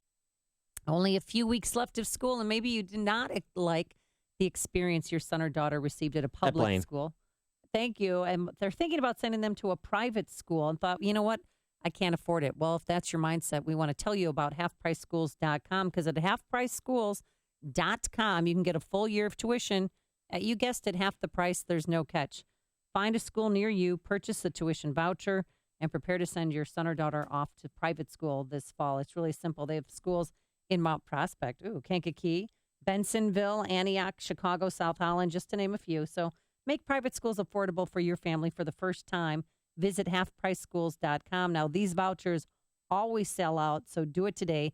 Visit halfpriceschools.com. That's halfpriceschools.com. Balance of Nature's fruits and veggies. It's working great on me. I can't believe it. I've been having a lot of health issues, my muscles, my legs, my knees. So ever since I've been taking this, I've really, really improved. My blood pressures are way down. My cholesterol's are back to normal. I'm in just good shape. I can't believe this thing is going. I even lost 6 pounds when I went to the doctor. And he wanted to know what I'm doing to lose 6 pounds. But I'm not doing anything. I just taking this Balance of Nature, and it's working out for me. And it'll work for anybody, I know. Take Dr. Howard's Health Challenge and find out how to get 2 free sets of fruits and veggies. We'll even ship them to you free. Call now for details. Call 1-800-2468-751. That's 1-800-2468-751. Or go online to balanceofnature.com. Use promo code Chicago. Signature Bank is Chicago's fastest growing independently owned business bank. It's a bank where relationships still matter. Signature Bank knows your name and your story. I'm Dan Proft, and I know this because Signature Bank is my business bank. Do you know your bank's fraud tolerance? I'm Ann Dollagall, Treasury Management Executive. At Signature Bank, we have zero tolerance. While some of the big banks may write off smaller incidences of fraud, we use a multi-layered approach to fight fraud before it happens to our customers. There's been a record number of businesses hit with payments fraud this year. Keeping your business assets safe is our top priority. We are trained, and we will train you to recognize potential wire fraud threats and business email compromise scams. Call us today to find out how Signature Bank can work with your business to fight fraud. Signature Bank is looking for their next success story. Learn more about turning your business vision into reality. Visit signature-bank.com. Signature Bank, helping local businesses succeed. Member FDIC, Equal Housing Lender. Finding great candidates to hire can be, well, like trying to find a needle in a haystack. Sure, you can post your job to some job board, but then all you can do is hope the right person comes along. Which is why you should try ZipRecruiter. ZipRecruiter is different. It doesn't depend on candidates finding you. It finds them. With its powerful technology, ZipRecruiter distributes your job everywhere it needs to be to find the right candidates. In fact, over 80% of jobs on ZipRecruiter get a qualified candidate in just one day. So, while other companies might deliver a lot of hay, only ZipRecruiter finds you what you're looking for. The needle in the haystack. Used by businesses of all sizes, ZipRecruiter offers the most qualified job candidates with immediate results. And right now, you can try ZipRecruiter free. That's right, free. Just go to ZipRecruiter.com/work. That's ZipRecruiter.com/work for your free trial. ZipRecruiter.com/work. Are you facing foreclosure, been foreclosed upon, in a bad modification, or just stuck in a bad mortgage? Well, we may be able to help you. My name is Lou Bridges. I'm an attorney with the law firm of Lou Bridges & Associates. We've been helping distressed homeowners like you for over 8 years now. We defend foreclosure actions. We bring claims against the banks and the servicers for wrongful foreclosure and other violations of mortgage servicing regulations. And we help people negotiate modifications of their existing mortgages, often including principal reductions. Give us a call. We provide free consultations. I guarantee you it will not be a sales pitch. We will give you our honest analysis, counsel, and advice regarding your options. Hi, this is Rayanne from Lou Bridges & Associates. I am one of the loan modification processors here, and if you are in need of any additional information in regard to a loan modification, please contact the office. Go to bridgeslaw.net or call 224-513-1231. That's 224-513-1231. Remember, people, never give up the land. Fight for truth and justice. You do that, and I guarantee you'll never be alone. AM 560, The Answer. So, Dan, when did you feel? Katy Perry's just terrible. What? Oh, God. Did you ever see her at one of Hillary Clinton's events? She's horrible. Yeah, she's a terrible singer. Awful. Music for people who hate music. Yeah. Okay. So when did you feel like you were grown up? Are you still going through that process? 6? When I started wearing a suit. They surveyed a bunch of millennials who did not consider themselves grown up until what age? Take a guess. When do they feel like an adult? When Obama says they're an adult, 26. 27. That's right. 1 in 5 said that they felt mature when they had their own children. And a further fifth said that it was when they moved out of their parents' home that they felt as if they've grown up. But there's no urge to move out because a lot of parents like to have their kids around. Because when their kids are gone, they have to look at their husband or their wife for the first time. Coming up on Chicago's Morning Answer, Dan, what's coming up? We go from fake news to fake law at 8:08. But here's Mike Scott. CPD on high alert in the Brighton Park neighborhood. Periods of rain in your forecast. WIND Chicago News Time is 8 o'clock.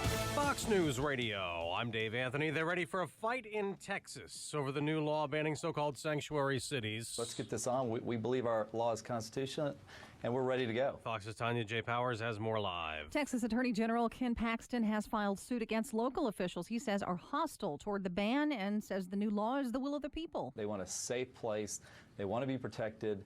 And we would just disagree with their assessment. This is designed to protect every citizen, no matter what their ethnicity, and ultimately we think it'll work. Among those mentioned as plaintiffs, Sheriff Sally Hernandez of Travis County, which includes Austin. Now, the League of United Latin American Citizens has filed the first lawsuit against Texas. Other immigrant advocacy groups are promising to challenge the law, which becomes effective September 1st. Dave. Tanya, when's the charade going to end? That's what President Trump asks on Twitter, again calling the Russia-Trump collusion story a hoax after a Senate hearing where former Acting Attorney General Sally Yates said she warned the White House what Michael Flynn was telling them about his talks with the Russians was not accurate. That created a compromise situation, a situation where the National Security Advisor essentially could be blackmailed by the Russians. Both she and former Director of National Intelligence James Clapper denied leaking info on Flynn to the media. In a half hour, NSA Director Mike Rogers will testify at the Senate, maybe also facing questions about the unmasking of Trump associates caught up in foreign surveillance. Spirit Airlines is blaming its own pilots amid a contract dispute for flight cancellations. 9 of them last night caused chaos in Fort Lauderdale's airport. A mob ensued up here at the front counter in front of everybody else who had been waiting in line. Well, at that point, the ticket agents couldn't handle what was going on. Hundreds of passengers were angry. They were stranded. Sheriff's deputies tried to restore order and made several arrests. This is Fox News Radio. Fair and balanced. Rain showers and 43 degrees, 8:02 on AM 560. The Answer. Good morning. I'm Mike Scott in the Nissan of St. Charles newsroom. It's Nissan of St. Charles that makes the difference. Jesse Jackson Jr. dealing with more legal issues. The Sun-Times first to report that his name has surfaced in yet another criminal case involving a Chinese billionaire indicted in 2015 for bribing a UN official. Chicago police are on high alert following gun violence over the weekend in the Brighton Park neighborhood. And a broadcast bulletin over police radios yesterday was a warning to officers in that area. That this gang is in possession of numerous military-style rifles capable of penetrating officers' body armor. Meantime, Chicago police are providing extra security for Alderman Raymond Lopez after a street gang apparently made a threat directly against him. His home and office are being watched by officers because of that threat made by Satan's disciples. Mayor Emanuel taking even more time now to devise a strategy to prevent the Chicago Public Schools from closing 3 weeks early this year. Briefings were scheduled for today. Mayor's office announced that late yesterday, though, those meetings have been scrapped. The woman who lied to police about seeing 2 men who may have killed a suburban police officer is not going to jail. Kristen Kiefer instead will pay $20,000 and serve 2 years probation for lying to police during the search for Officer Joe Glinowitz. Glinowitz killed himself but touched off a manhunt when he reported being attacked. Cubs and Rockies rained out. They'll try and squeeze in a doubleheader today. White Sox open a 3-game set with the Twins tonight. The news, a service of Lowe's. Pro customers at Lowe's save 5% on every purchase every day when you use your Lowe's Business Credit Account. That's 5% on all purchases in-store or online, subject to credit approval, U.S. only. 8:04, time for the AM 560 Business Beat. From the Fox Business Network, a service of Turnkey.pro, here's Ginny Casola. From the Fox Business Network, today Snap Inc. reports its first quarter as a public company. Its report will be released after the Wall Street close. Apple stock rose to record territory, topping $153 a share. After Warren Buffett's Berkshire Hathaway disclosed yesterday it increased its investment in recent months to $20 billion worth of Apple stock. The investment was revealed in Buffett's quarterly filing with the Securities and Exchange Commission. Hertz Global Holdings, the car rental company, continues to lose money. Its first quarter was weaker than forecast. And online home furnishings company Wayfair is losing money, even though it had more active customers in the first quarter. The Dow closed up 5 points yesterday. The Nasdaq was up almost 2, and the S&P gained a fraction, and futures are higher this morning. With the Fox Business Report, I'm Ginny Cosola. It is 8:05 in Chicago, and a check of traffic and weather is on the way next on AM 560. Sean Hannity sees one reason why this past election was important. You want to know what this election was about and why I, as a conservative, supported the president is very, very simple. Conservative policies hopefully will work by getting rid of burdensome regulation in the coal industry, and the energy sector alone will create potentially millions of jobs. People will save their jobs. The Sean Hannity Show.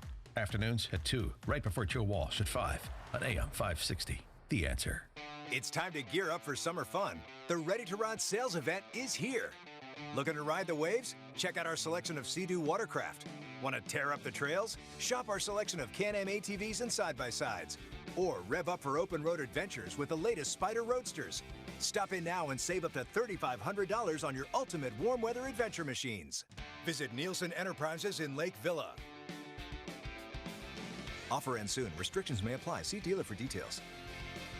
Mother's Day is this Sunday, and Pro Flowers is offering an amazing special. 100 stunning blooms for mom plus a free glass vase for $19.99 plus shipping and handling. Go to proflowers.com and enter the secret code 500. But hurry, this deal expires this Friday. 100 colorful blooms for mom for $19.99. Satisfaction guaranteed or your money back, plus a free glass vase. The only way to get this amazing deal is to go to proflowers.com. Click on the blue microphone in the upper right corner and enter the secret code 500. 8:06. Let's check our roads in the Alarm Detection Systems Traffic Center with Jim.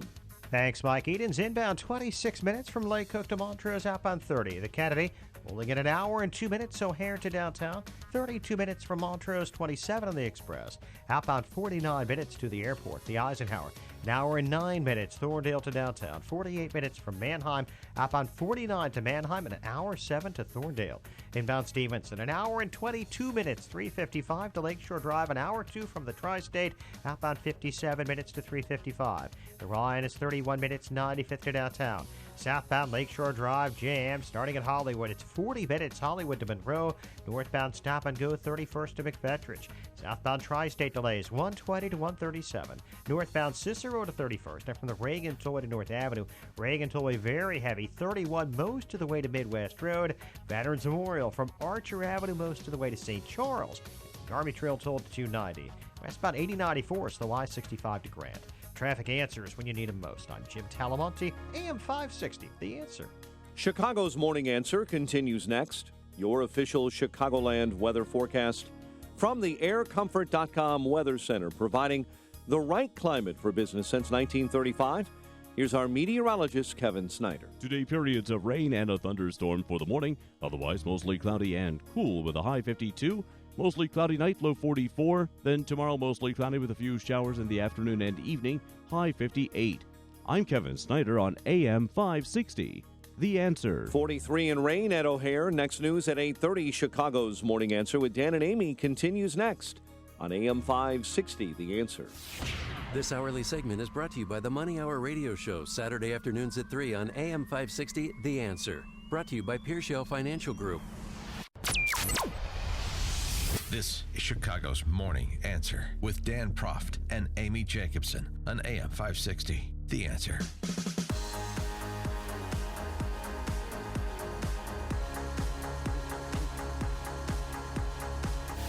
Good morning, Dan and Amy. Concerned about fake news, are you? I'm not, really. I am concerned about fake law, though. And there's an excellent piece by a law professor at St. John's University, Marco Di Girolami. Don't get me started. Don't. No, you Please. You own that translation. Please don't insult persons of Italian heritage again. Again, I can't help myself. Hey, bada bing, bada boom. Hey. Fake law. It's in this latest edition of the Weekly Standard.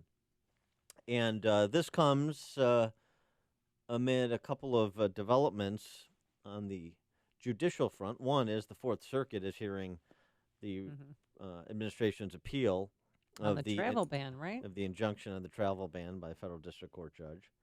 Number two, President Trump is moving. Neil Gorsuch is the headlines, but there's a lot of seats on the bench to fill at the federal level for the President of the United States, and he is moving in earnest. And this is important. It's one of the reasons a lot of people voted for Trump. What he would do in advancing conservative jurists in the federal court system, starting with the Supreme Court, of course, but the appellate court, the federal district courts as well. And Trump did yesterday, named 5 new nominees for the federal appellate courts and 5 to the district courts. And a couple, at least, were on his original list of 21 judges that he would consider for the Supreme Court. So they look to be, again, conservative jurists. And with the increasing importance of the courts, too much importance, some might say, they get past interpretation into legislation, but it's nonetheless important.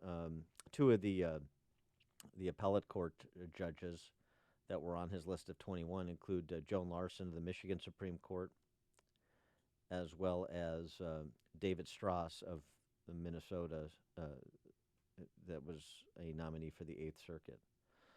So Trump is moving at the lower courts at the federal level to put conservative jurists in. That's a big deal. Yeah, why is that a surprise to the left? That's what every incoming president does. They put their own people, their politicians that lean their way politically onto courts. Well, unless I have this wrong. It's not about the left. It's about, is he keeping a promise to his base? 27% of Trump voters, according to exit polls, said Supreme Court appointments were the single most important factor in their vote for Trump. It's substantial. Okay. Yeah. That's a substantial plurality of Trump voters. And it's not just, as I said, the Supreme Court. It's also these other courts, as we've seen play out. A federal district court judge in San Francisco enjoining the temporary travel ban executive order, and now this being heard by the Fourth Circuit. And so going back to the piece by the St. John's law professor in Weekly Standard, he writes, the perennial impulse of judges to manipulate the law to achieve morally and politically desirable ends has only been exacerbated by the felt necessity to, quote-unquote, resist Trump. The result? Legal tests concerning the freedoms of speech and religion that in some cases were already highly dubious are being further deformed and twisted. This is a real thing. You're so focused on fake news because what we watch on TV. A fake law is what takes your freedoms away. So you rank order prioritize those. 312-642-5600, turnkey.pro answer line. 64636-DA, turnkey.pro text line. The professor goes on to conclude that as more courts succumb to similar Trump hatred in the exercise of their constitutional duties, the damage to the law's legitimacy and to the institution of the judiciary will only intensify. It's one of the pathologies of fake law that we're likely to forget what real law looks like. Soon enough, we won't even know the difference. That's a real problem, and he cites a couple of examples of what he's talking about. For example, Trump was sued for incitement to riot and assault and battery. You recall this? I remember that, yep. When at a campaign rally before he became president, he said, "Get him out of here," in response to protesters in the audience. Yeah, and even said one time, "I'll pay their legal bills." The fact that this law professor is aghast, rightly so, that a federal district court judge in Kentucky ruled that the case against Trump could proceed because that could be, get him out of here, could be reasonably interpreted as an exhortation to attack protesters. I have it here. It's absurd.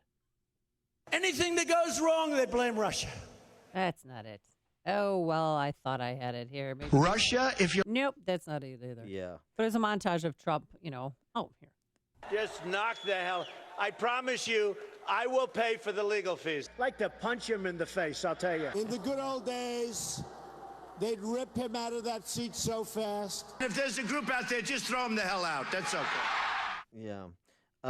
So the idea that this clears the speech protective test from the Brandenburg case, which prohibits the government from prescribing does not permit the government to forbid or prescribe advocacy of the use of force or of law violation except where such advocacy is directed to inciting or producing imminent lawless action and is likely to incite or produce such action. That's the test. And this isn't even close. It's absurd. It's just a political statement masquerading as a judicial opinion, much like Anthony Kennedy's write-up in the Obergefell decision. But when you turn judges into op-ed writers and they just work around the law, you eliminate the existence of the law. That's the point. Another is this the injunction on Trump's temporary travel ban, and the professor goes through the law on that as well. Sean in Elmwood Park, you're on Chicago's Morning Answer. Dan, as you were saying that, I was thinking, what is not a fake law? How many laws do we have where the lawmakers exempt themselves? And I don't just mean the financial crimes of front-running information that they all make millions on and then come and pretend they represent us. But I mean any social engineering law. You mean like the gun ban in Chicago where the aldermen were able to carry, but we couldn't own guns? Exactly. Listen, law is to be a shield, not a spear. Yet you have every moron from these municipal imbeciles, what are they called, trustees or whatever nonsense name they want to call themselves honorable. They're creating laws in their own municipality to control social behavior. So you strip it back, and I say 85% of all American law is fake law.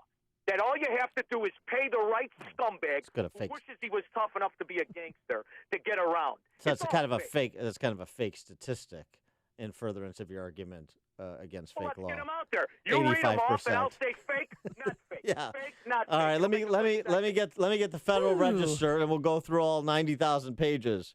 We'll do that next week when we're on vacation. Thanks for the call, Sean. The more you listen, the more you'll know. This is Chicago's Morning Answer. Morning Answer on AM 560. The Answer. And next week we have a real treat for you. Well, we'll be in the Dominican at the Secrets Capcana. And filling in for us will be Bruce Wolf and Sean from Elmwood Park. Yeah, what could go wrong? Probably won't have a show when we come back from Capcana. A lot of screaming. Forecast for today, periods of rain and thunderstorms this morning. Otherwise, mostly cloudy this afternoon, but unseasonably cool for this time of year. We're still slowly creeping out of the 40s at 45 degrees right now, going up to a high of 52. Tonight, cloudy, a low of 44. And tomorrow, the showers return this time in the afternoon. A little bit warmer, but not much, a high of 58. Let's get those travel times and say good morning once again to Jim Telemonte, who joins us in the Alarm Detection Systems Traffic Center. Good morning, Amy. Good morning, Dan. Kennedy inbound delays start at Nagel. An hour and 2 minutes, O'Hare to downtown. 32 minutes from Montrose, 27 on the Express. Outbound 49 minutes to O'Hare. The Edens is 26 minutes. Lake Hook to Montrose, outbound 30. The Ike, an hour and 9 minutes. Thorndale to downtown. 48 minutes from Manheim. Outbound an hour 7 to Thorndale. Stevenson, an hour and 14 minutes. 355 to Lakeshore Drive. Outbound 57 minutes. The Rhine is 31 minutes. 95th to downtown. Outbound 23. Got a car fire near the Stevenson blocking 2 right lanes. Tri-State southbound, bumper to bumper, 120 to 137. Northbound Cicero to 31st and the Reagan Tollway to North Avenue. Reagan Tollway slow 31 from most of the way there to Midwest. Veterans Memorial, Archer most of the way to St. Charles. After the Army Trail toll to 290. I'm Jim Talamonte in the Alarm Detection Systems Traffic Center. Hey, attention all realtors, if you're interested in learning how to sell homes faster while providing extremely valuable information to your new and existing clients, I have outstanding news. David Hochberg, Vice President of Lending at Pearl Mortgage, has teamed up with his good friends Roy Spencer of Permaseal, Tom Janke of Builder Supply Outlet, Joe Hogel of Mega Pros, and Warren Cruz of JC Restoration to host an event exclusively for realtors at JC Restoration in Rolling Meadows today, from 11:30 until 1:30. David, Roy, Tom, Joe, and Warner will be providing invaluable information about their services, which will help realtors sell homes faster while maximizing the sale price on your current and future listings. Now, this complimentary informational Realtor Day program is only open to realtors. You'll be served lunch, beverages, pies will be provided. So to register for this exclusive event, go to am560david.com. Again, it is today from 11:30 to 1:30 p.m. Register at am560david.com or call 312-751-1333. Pearl Mortgage, an equal housing lender, Illinois residential mortgage licensee, 1L16952. A good parking lot is essential to a good building and a good business. This is Kevin Berquist. My company is SKC Construction, home of GreatParkingLots.com. Great parking lots. The name says it all. We make your parking lot great. We are an industry leader in seal coating. You can trust our company to do the work for your company. We have the same traditional values as you. We use a process and application that makes sure you get a great job that lasts a long time. I guarantee you'll have a good experience. Go to our website, GreatParkingLots.com. Check it out, GreatParkingLots.com. Go to GreatParkingLots.com. Schedule a free inspection and get a quote to make your parking lot a great parking lot. Save the expense. Fix, don't replace. Contact SKC Construction now for commercial parking lot seal coating and maintenance. SKC Construction, home of GreatParkingLots.com. GreatParkingLots.com. Balance of Nature's fruits and veggies. I'm almost 87 years old, and I have had irritable bowel syndrome. I really feel better at my age. I'm telling you, I was weak and weary and just afraid to go any place because of this irritable bowel thing, and now I'm doing better. My doctor's already taken me off I think that's the name of it, for your cholesterol. I did a test, and he said, you don't have extra cholesterol, and he took it away from me. Isn't that wonderful? I'm amazed. I really, truly am. I thought these old people on here giving these commercials were full of stuff, and they surely didn't mean it. And they do mean it. Take Dr. Howard's Health Challenge and find out how to get 2 free sets of fruits and veggies. We'll even ship them to you free. Call now for details. Call 1-800-2468-751. That's 1-800-2468-751. Or go online to balanceofnature.com. Use promo code Chicago. AM 560, The Answer. You want more than just the headlines? Find out what's going on and what it means with me, Dennis Prager, this morning at 11, right here on AM 560, The Answer. Dan and Amy, I want to get to this Italian television reporter. But quickly, we were talking about judges just a moment ago. Quickly, Ed and LaGrange on Chicago's Morning Answer. Hi, Dan and Amy. Dan, I disagree with you about the position you took on the case. Which case? I think all of the Trump inciting the rioters. Oh, okay. And the judge allowing the case to proceed. At this point of the stage of proceedings, all the judge has decided, he hasn't decided if Trump is right or wrong. The judge just decided that the plaintiffs have played enough facts for the case to proceed. Well, I understand. Trump's going to win or lose. I understand, but that's the whole point, is that the facts taken in the most favorable view to the moving party, they cannot succeed as a matter of constitutional law, so the case should have been dismissed. That's the point. Well, I think I think it's better in the hands of the jurors. I think your argument is that the judges will take the case away from jurors, where Trump may in fact win this case, and that would be better for him in the long run. Well, yeah, I mean, but Ed, I mean, you're an attorney, right? Yeah. Yeah, but here's the thing, Ed. I mean, you're allowing a frivolous case to proceed. One of the things that judges should do is be gatekeepers so that frivolous cases don't clog the system. Well, I know, but the frivolous cases are so ambiguous. You know, like the McDonald's case. Who would have thought that McDonald's hot coffee case was not a frivolous case? What impact did that have on society? Yeah, but we're talking. But here we're talking about a clear First Amendment test that is set forth by the Supreme Court in Brandenburg. We're not talking about a PI case. It's a little bit different. Yeah, I certainly understand your position. I just think it's better to let jurors handle the cases, but that's all right. All right, thanks. Thanks for the call, Counselor. Appreciate that. And real quickly, Thank you. speaking of the McDonald's coffee spill case, did you ever see the photos of what happened to her? She had third-degree burns. I mean, she had a case there because now they've lowered the temperature of the coffee that they hand out, not only at McDonald's, but every fast food restaurant. No. Yeah. There's called an ordinary duty of care. So, I mean, if I turn a lawnmower over and put my face in it, that's gonna mess me up. Well, it might leave a mark. Yeah. Okay. All right. So But I'm just saying they don't serve coffee that hot anymore. Just like landlords have to lower the temperature of their water heater so that people don't get scalded when they turn on. Right. There's just certain rules. Yeah, no, I understand. I don't like burning the roof of my I mouth. understand what happened. That's not an advance of Western civilization. That is an advance for the pockets of plaintiffs' attorneys, which is, in fact, retardation of Western civilization. But okay. Speaking of Western civilization, it's under threat by barbarians of all stripes. But in Italy, unbelievable. An Italian television reporter was reporting on Central African refugees that were sleeping outside a train station in Rome that were hoping to make their way to Milan so they could move into various cities in Northern Europe. Just this is a big issue in Italy, of course, big issue in Europe, generally speaking.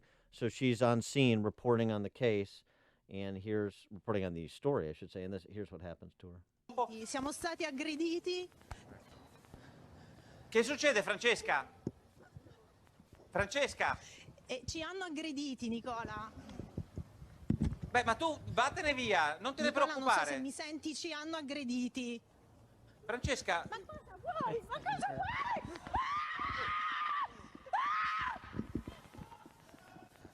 Ma sei pazzo? Oddio santo. Francesca, vai via!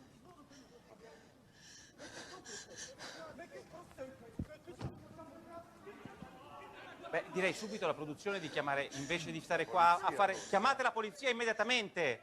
Regia! It's painful to listen to and to watch.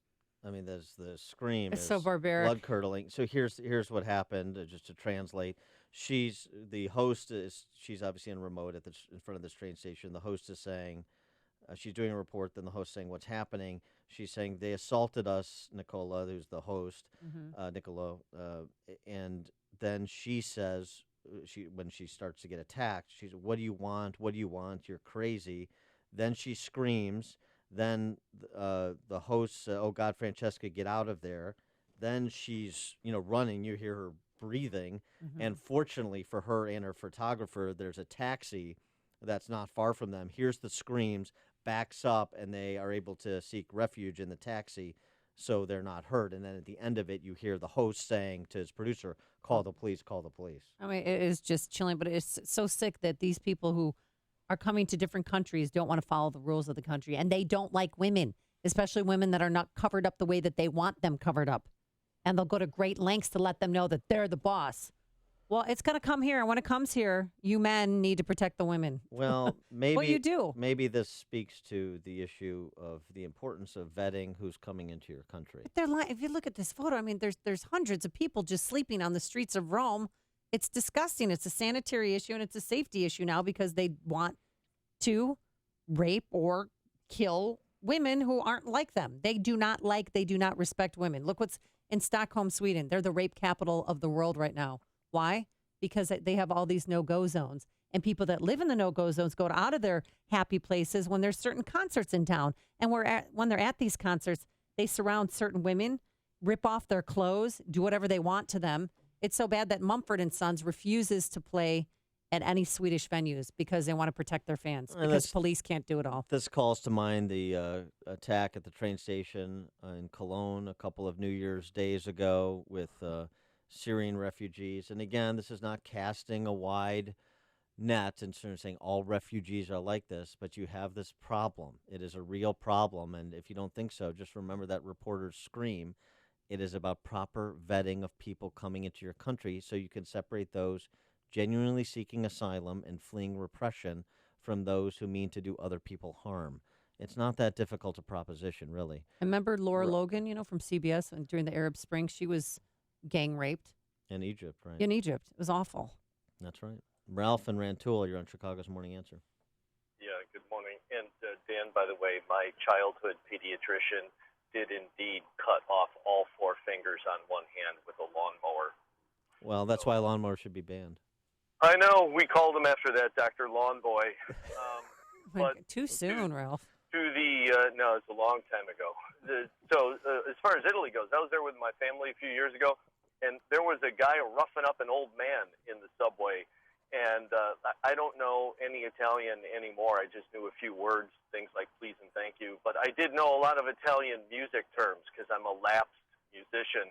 So I was hollering at this guy roughing up the old man, fermata, which basically means, stop, hold, whatever.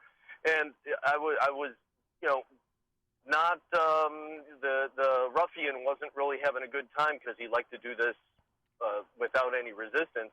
And to my surprise, I thought, well, here I am. I'm going to be getting physically involved with this guy. This guy was going through this old man's pockets like he was giving him an exam.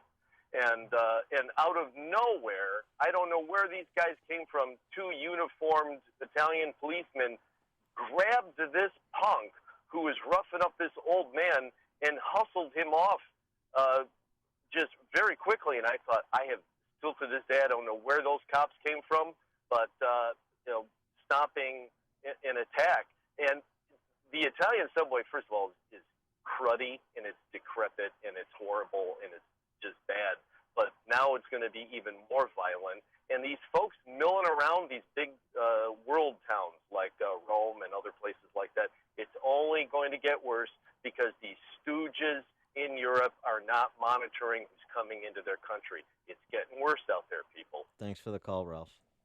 Coming up on Chicago's Morning Answer. Speaking of Ralph, we'll talk to Colonel Ralph Peters about the testimony from Clapper and Yates yesterday at 8:38. But first, into the newsroom we go. Here's Mike Scott.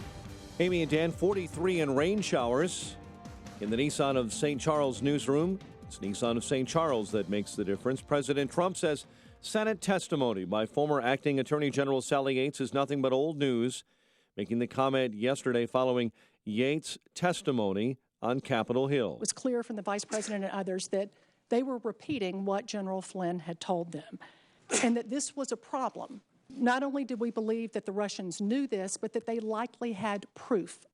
Former Secretary of State Condoleezza Rice believes Russia interfered with last November's presidential election.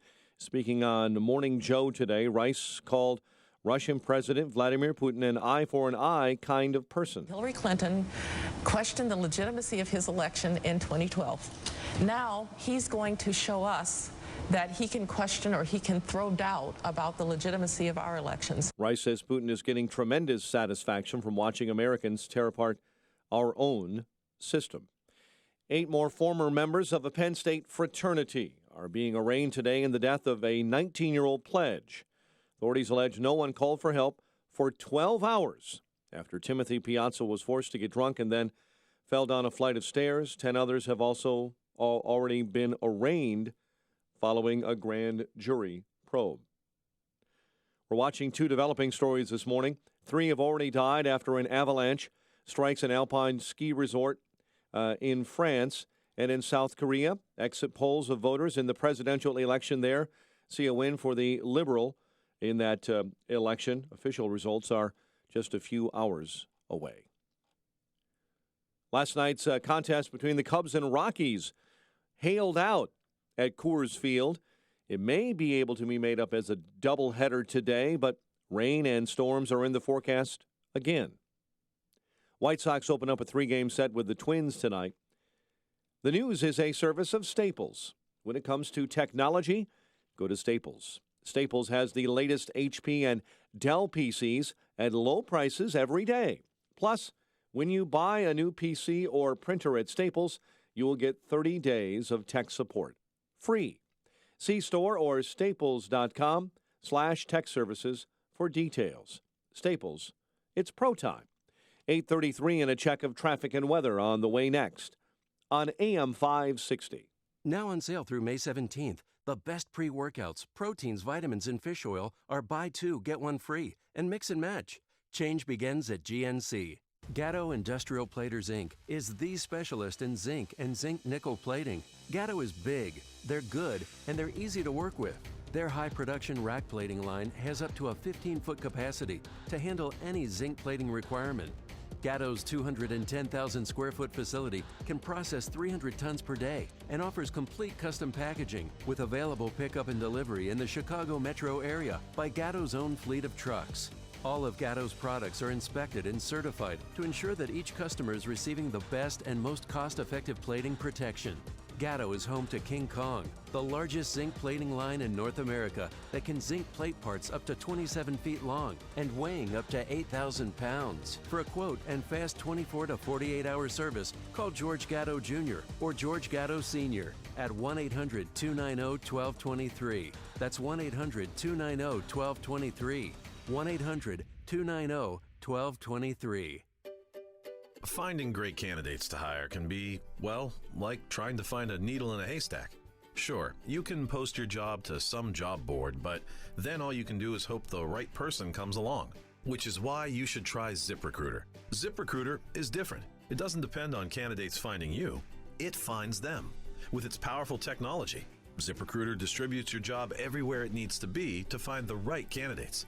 In fact, over 80% of jobs on ZipRecruiter get a qualified candidate in just one day. So, while other companies might deliver a lot of hay, only ZipRecruiter finds you what you're looking for. The needle in the haystack.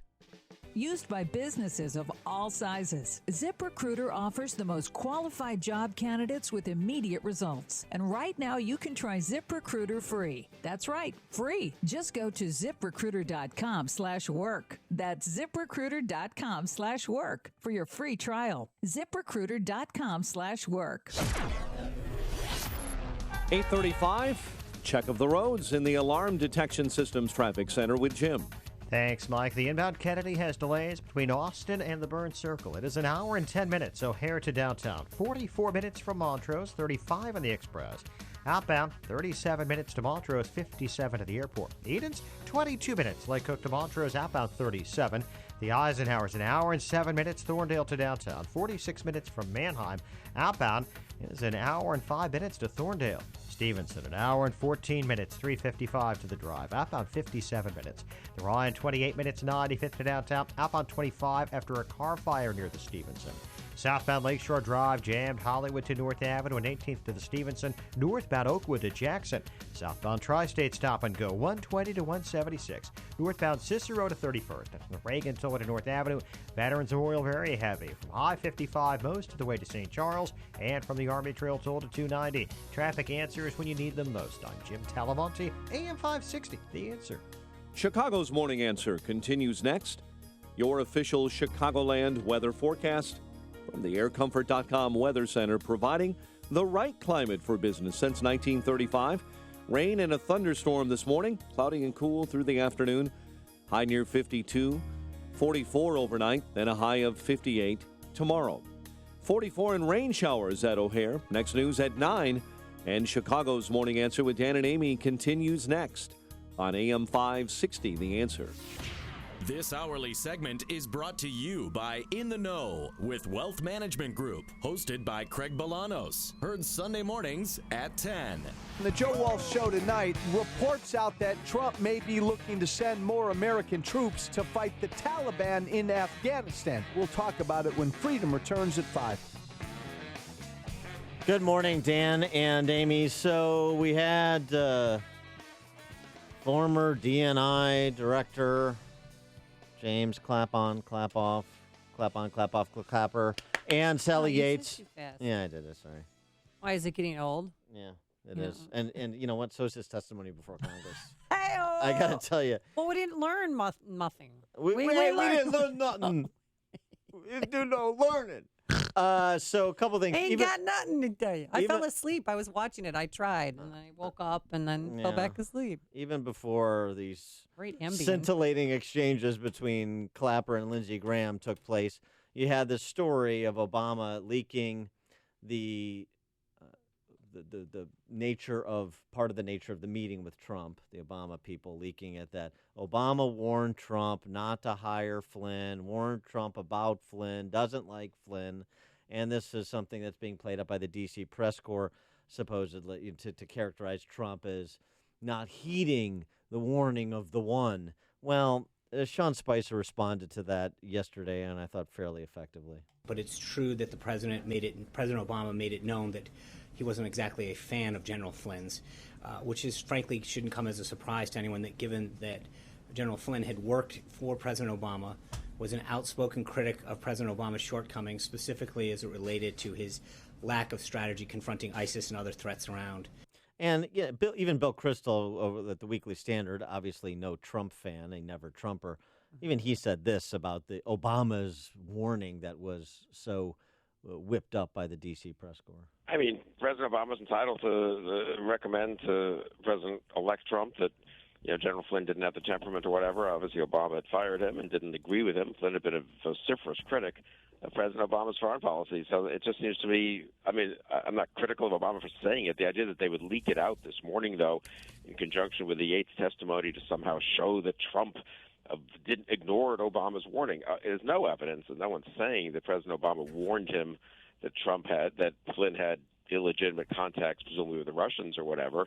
That would be, interesting if true, but that there's no evidence of that. So the general warning against Flynn, that doesn't really count for much. Right. It doesn't count for much. Okay, so we can dispatch with that aspect of the narrative coming from D.C. yesterday with respect to this whole show again of Clapper and Yates coming before former acting Attorney General Sally Yates, former DNI Director James Clapper. Although there was one useful exchange, I thought, and it was actually Chuck Grassley, who's the Republican senator from Iowa.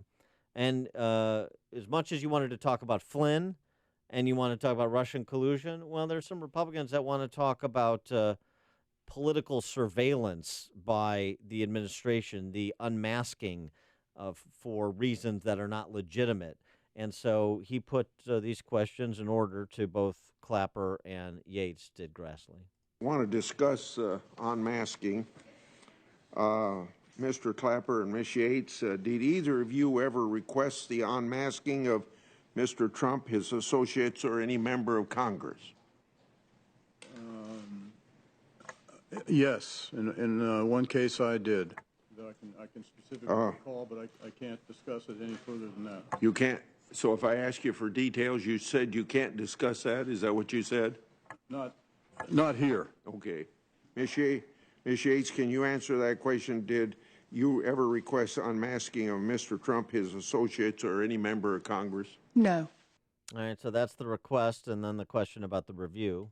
Question 2, did either of you ever review classified documents in which Mr. Trump, his associates, or members of Congress had been unmasked? Oh, yes. You have. Can you give us details here in this? No, I can't. Ms. Yates, have you? Yes, I have, and no, I can't give you details. Okay. And so, look, that's fine. It's not going to be disclosed in a public hearing, but maybe then we can get some private meetings where that information is shared with senators, and you start to arrive at some resolutions to both of these assertions, both the unmasking and the surveillance of Trump and campaign associates, as well as put a final nail in the coffin to the story that the Democrats spent most of the day yesterday trying to resuscitate, and that's, of course, the Russian collusion story. Yeah, the collusion. And President Trump took to Twitter, he asked a question that was asked by the lawmakers there. Asked Sally Yates under oath if she knows how classified information got into the newspapers soon after she explained it to White House counsel. And that question, it was telepathically, moments later, it was asked. By Lindsey Graham. How did the conversation between the Russian ambassador and Mr. Flynn make it to the Washington Post? Which one of us are you asking? Ms. Yates. Yeah. That's a great question. Yeah. All of us would like to know that, and I don't know the answer to that. Yeah. Nor do I know the answer to that. So they're basically saying, we're not the leak. Right. Well, because remember what we know. The one crime we know was committed was the leaking of Flynn's name, and they obviously are not going to cop to that, even if they were the leakers, and I'm not saying they are. But that was the purpose of the question. Do you know?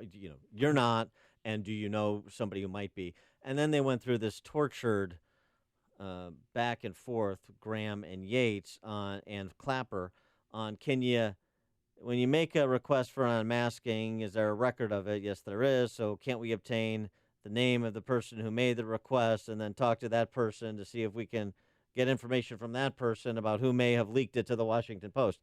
You would think it wouldn't take months and months and months to get to the point they got to yesterday, which is not very far along, leaving many more questions unanswered, at least for the public, than answered. Because we don't know really the reason why Michael Flynn, what the discussions were between him and Russian ambassador, but CNN this morning was saying that he talked about Russian sanctions and that's the reason why President Obama warned allegedly then soon-to-be President Trump about Michael Flynn. Well, that doesn't even make any sense because the Flynn conversation occurred after the Obama meeting with Trump on the topic. So, no. But this is the point. We don't know what the questions. Byron York summarizes this nicely in the Washington Examiner. What did Mr. Flynn do? What did Michael Flynn do? We don't know because Yates said that he was compromised, that he was potentially a target for blackmail, and this was the concern, which is why she briefed the White House counsel, Don McGahn, but she's not going to disclose the nature of what her concerns were, just that she had them, and they rose to this level. So that's one unanswered question. Why? And then Yates's performance as acting attorney general and her unwillingness to defend Trump's temporary travel ban, executive order, was a whole nother discussion point where she gave a different answer during testimony yesterday than she gave previously. The collusion theory, Clapper stood by. There is no evidence of collusion, but he also did say, there's one little nugget of new information, he was unaware of the FBI and counterintelligence investigation into the collusion ongoing. So he can only speak to what he knows, and to his knowledge, there's no evidence, but that excludes any knowledge of whatever the FBI has or has not uncovered as part of their investigation. And then the last unanswered question, just to close the loop, is the who leaked question that we started with. Right. And one thing that I learned yesterday, because I had to force myself to watch it, is that Sally Yates wasn't aware if the White House got the information. She found the information, sent it over, but she doesn't know if it got to President Trump. Well, she briefed the White House counsel, and then right, but she doesn't know that's. Well, of course, right, because she didn't brief the president, right. So she briefed the White House counsel, and you assume the White House counsel goes to the chief of staff, and they go to the president, they discuss this, and ultimately that happened at some point because 18 days later Flynn was gone. Mm-hmm. So, but yeah, so she can only testify as to what she has firsthand knowledge of. The other thing, NBC News reporting yesterday, is that this whole Russian payment that Flynn received from Russian state media outlet, $34,000, the DIA, the Defense Intelligence Agency, didn't know that he had been paid by that Russian state media outlet when it renewed his security clearance in April of 2016. And the renewal, as people have discussed at length, is not nearly as vigorous as the first process to obtain the security clearance. So it's not ascribing any particular blame necessarily to DNI or to the Obama administration. But if you're going to take that position, then it's difficult to ascribe any blame for the Trump administration for not doing any additional vetting with respect to his security clearance that had been renewed just 8 months earlier as well. Mm-hmm. So I mean, all of this seems to me a bunch of members of Congress prosecuting their respective party lines and looking busy and running in place. I don't see either one. It looks like I care what we're doing. Yeah, I don't see either one of these tracks taking us much further, to be honest. Tom in Deer Park, you're on Chicago's Morning Answer. Good morning. I take a different tack, Dan. Put aside everything with the hearings and the security and the clearances. Hopefully that'll all come to light. My comment is in regard to the man himself. During the campaign, he had a leading role, and he stood, a general, or former general, stood on stage leading a chant of lock her up. And the crowds loved it, and, I probably agreed with those sentiments as well. But I just thought it was complete lack of decorum for a man of his stature. And the Pizzagate stuff with his son, this is not a guy that is an American I want to see on our team, and that's my comment. Yeah, okay. Well, he's All not right, on fair the team enough. anymore. Thanks for the call, Tom. You don't lie. to Mike Pence. Right, and by the get way, away with it. And Sally Yates did make mention of she did not believe that Pence knew that he was being given misinformation, and that that's why she wanted to correct the record. Are there heroes in this story? Not really. The Democrats are trying to paint her as one. I She's know. the new hero of the Democratic Party. It's not going to work. Before you see it on TV, share it on Facebook, or read about it in the paper. Hear it here first. This is Chicago's Morning Answer on AM 560. The Answer. Have you seen the new Rising Star book? I mean, it must weigh 5 pounds. I seriously, I haven't seen. I've never seen anything like it. That's that may be longer than Atlas Shrugged. I mean, more pages, more voluminous. Yeah. And I mean, you know how big that book Take is? a back seat, War and Peace. Yeah. Well, we're gonna have David Garrow, the biographer, on Thursday. You know how big that is? It's a shot book. Rahm Emanuel could sleep on top of that book. That's right. It's a little stool. Hey, today we're going to have periods of rain and thunderstorms this morning. Otherwise, cloudy by this afternoon, a high of 52 degrees. And tomorrow, cloudy with showers in the afternoon. Still cool for this time of year, a high of 58 degrees. Let's get into our alarm detection systems traffic center. Here's Jim Telemonte. Thanks, Amy. There's no tiny travel time on the inbound Kennedy. It's jammed Austin to the Burn Circle. An hour and 10 minutes is the time from O'Hare to downtown. 44 minutes from Montrose. 35 on the Express. Outbound 57 to O'Hare. Edens. 20 minutes Lake Hook to Montrose, but outbound 31. Eisenhower. An hour and 8 minutes Thorndale to downtown. 42 minutes from Manheim. Outbound an hour 5 to Thorndale. Stevenson, an hour and 14 minutes, 355 to Lakeshore Drive, outbound 43 minutes. Ryan is 27 minutes, 95th to downtown, outbound 17. Southbound Tri-State heavy, 120 to 176. Northbound Cicero to 31st. The Reagan-Tollway to North Avenue. Reagan-Tollway, Veterans Memorial, also still heavy. I'm Jim Talamonte in the Alarm Detection Systems Traffic Center. How would you describe your health care? If you're like most Americans these days, the word affordable isn't top of mind. Well, here's some good news. There's actually a trusted healthcare option that is affordable. It's called Medi-Share. Unlike insurance, Medi-Share is Christian healthcare sharing, a community of more than 200,000 believers across America who share each other's medical expenses. It's about half the cost of insurance, and it's fully acceptable under the law. And here's the best part. Because Medi-Share is based on biblical principles, you never pay for things that go against your beliefs. Medi-Share is affordable health care for Christians. Learn how thousands of Christians can help you save on your health care. For your free information guide, call 844-41-BIBLE. Now available in Montana. Medi-Share, affordable biblical health care. Call 844-41-BIBLE. That's 844-41-BIBLE. If you have pain, listen up. Dennis Prager here. You don't need to live in pain. Let me repeat that. You don't have to live in pain. Chronic pain is the worst, whether it's from an accident or pain that just develops. So, Chicagoland, you're in luck. Dr. Ken Candido is one of the nation's most respected and successful pain doctors. He's been voted one of Chicago's best pain doctors several times. Bottom line, he's the pain doctor you need. Dr. Candido of Chicago Anesthesia and Pain Specialists will help you get off pain medication and all of its side effects. How? By finding the source of your chronic pain and fixing it. This is Ken Candido of Chicago Anesthesia Pain Specialists. Let's make you pain-free. Call Dr. Ken Candido and make an appointment with a cutting-edge, respected, and successful pain physician. Go to mypainchicago.com. That's mypainchicago.com. Thousands have been helped with their chronic pain, and you can be the next one. Get the phone number and all the info you need at mypainchicago.com. Need a new CPAP?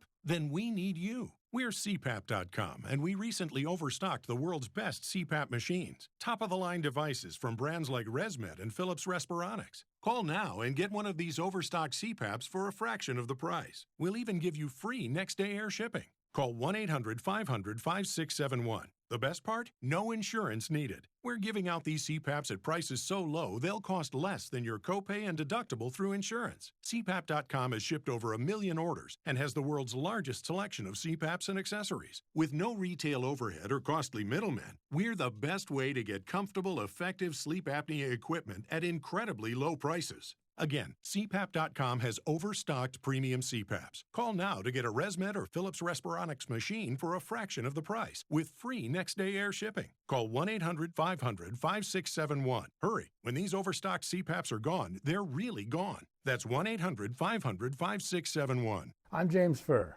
I'm a 70-year-old Vietnam veteran, and I have hepatitis C. My main focus was to take care of hepatitis C. Taking Balance of Nature did other things for me. I was feeling more energetic. My mental acuity had increased. When I play golf, I would notice that bending over to line up a putt, I would have a bit of a struggle to stand back up. But even now, 10 years later, I stand up better than I did then. I will live happily with hepatitis C instead of feeling like I want to die because someone's trying to cure me of it. Thanks to Balance of Nature, I live a normal, happy, healthy, pain-free life. Take Dr. Howard's Health Challenge and find out how to get 2 free sets of fruits and veggies. We'll even ship them to you free. Call now for details. Call 1-800-2468-751. That's 1-800-2468-751. Or go online to balanceofnature.com. Use promo code CHICAGO. Harvey owns a building and wants to save money by making his heating and cooling system more energy efficient. Yes? But Harvey's afraid of the cost and if he can get a return on his investment. I am indeed. Plus, he's nervous about disrupting the businesses that rent space in his building. Harvey doesn't know what to do with an HVAC system that's seen better days. The Air Comfort problem solvers to the rescue. Working as a team, the Air Comfort professionals find simple solutions that make a huge impact on building efficiency and operating costs with minimal or no disruptions to building operations. HVAC upgrades and retrofits from Air Comfort can save thousands of dollars per year. They save energy, reduce maintenance, and eliminate downtime. And buildings with better energy ratings command higher rents and selling prices and make tenants happy. Get real solutions from the Air Comfort team of problem solvers. Call 708-345-1900 or visit aircomfort.com and start saving money today. Air Comfort, providing the right climate for business since 1935. A storm is on the horizon, and you need to keep the lights on no matter what. Your business relies on the power being on 24/7. It's the lifeblood of your data and computer systems. Weather-related outages from the power company are not acceptable. Your need for a source of power that's reliable 24/7, along with round-the-clock service that can dispatch technicians to your site immediately, is mission critical. Your business needs Charles Equipment Energy Systems on speed dial. These are the big boys, not residential or solar, but reliable industrial generators for emergency backup or events. When you need more than a 100-foot extension cord plugged into a small engine generator, call Charles Equipment Energy Systems. They keep the lights on with rental generators for job sites or power outages. The storm season is here. Plan ahead. Call now to prepare generators for sudden damage and potential power outages. Call 630-834-6000. That's 630-834-6000 or charlesequipment.com. charlesequipment.com. Are you behind in your mortgage, facing foreclosure, being given the runaround on a loan modification application by some bank or servicer? Well, you're not alone, but I may be able to help you. My name is Lou Bridges. I'm with the law firm of Lou Bridges & Associates. We've put together a team to help distressed homeowners like you. Give us a call. We give everyone who's eligible a free consultation. I guarantee you it will not be a sales pitch. We will give you our honest analysis, counsel, recommendations, and advice regarding your options. We are experts in doing loan modifications successfully. We know the regs. We understand the process. Most importantly, we don't take no for an answer. We fight. We are prepared, and we win. We save houses. We make houses affordable. So if you want to keep your house affordable, contact us. Go to bridgeslaw.net or call 224-513-1231. That's 224-513-1231. Remember, people, never give up the land. Fight for truth and justice. You do that, and I guarantee you'll never be alone. AM 560, The Answer. So, Amy, you've got an update for us on that United Airlines rabbit sickle. Yes. Oh, please stop it. Simon, the giant Flemish rabbit. Still dead. I know it's still dead, but guess what Cook County authorities did? They cremated him right away, and that didn't sit well with the rabbit's owner or the breeder and her attorney. Cook County authorities used to destroying evidence. Well, exactly. I mean, there's a necropsy that should have been done to find out why. Sure. Not an autopsy, because that's for people, but a necropsy is for animals. It was not done. So this is kind of, a secret move that they did by cremating the animals. So now I blame Grady. They've hired an attorney who he sent a demand letter. They want the cost of buying and transporting the rabbit and future earnings refunded because the rabbit guys was going to go to Iowa to the state fair. To be a star! Yeah, and display him at later events to raise money for the fair. So he was going to be a superstar. That reminds it wasn't me going to a superstar. Simon was going to be a superstar because he was on track to be the largest rabbit in the entire world. That reminds me of this terrible movie called Carnival World that I watched on Mystery Science Theater 3000, which you should watch. It's really funny. It's about a talking chimp, but I mean, just picture Simon the Rabbit when you see the talking chimp. Yeah, but the owners had a right to know why their Simon died, and now it's too late because he's been turned to ashes. Simon, we hardly knew you.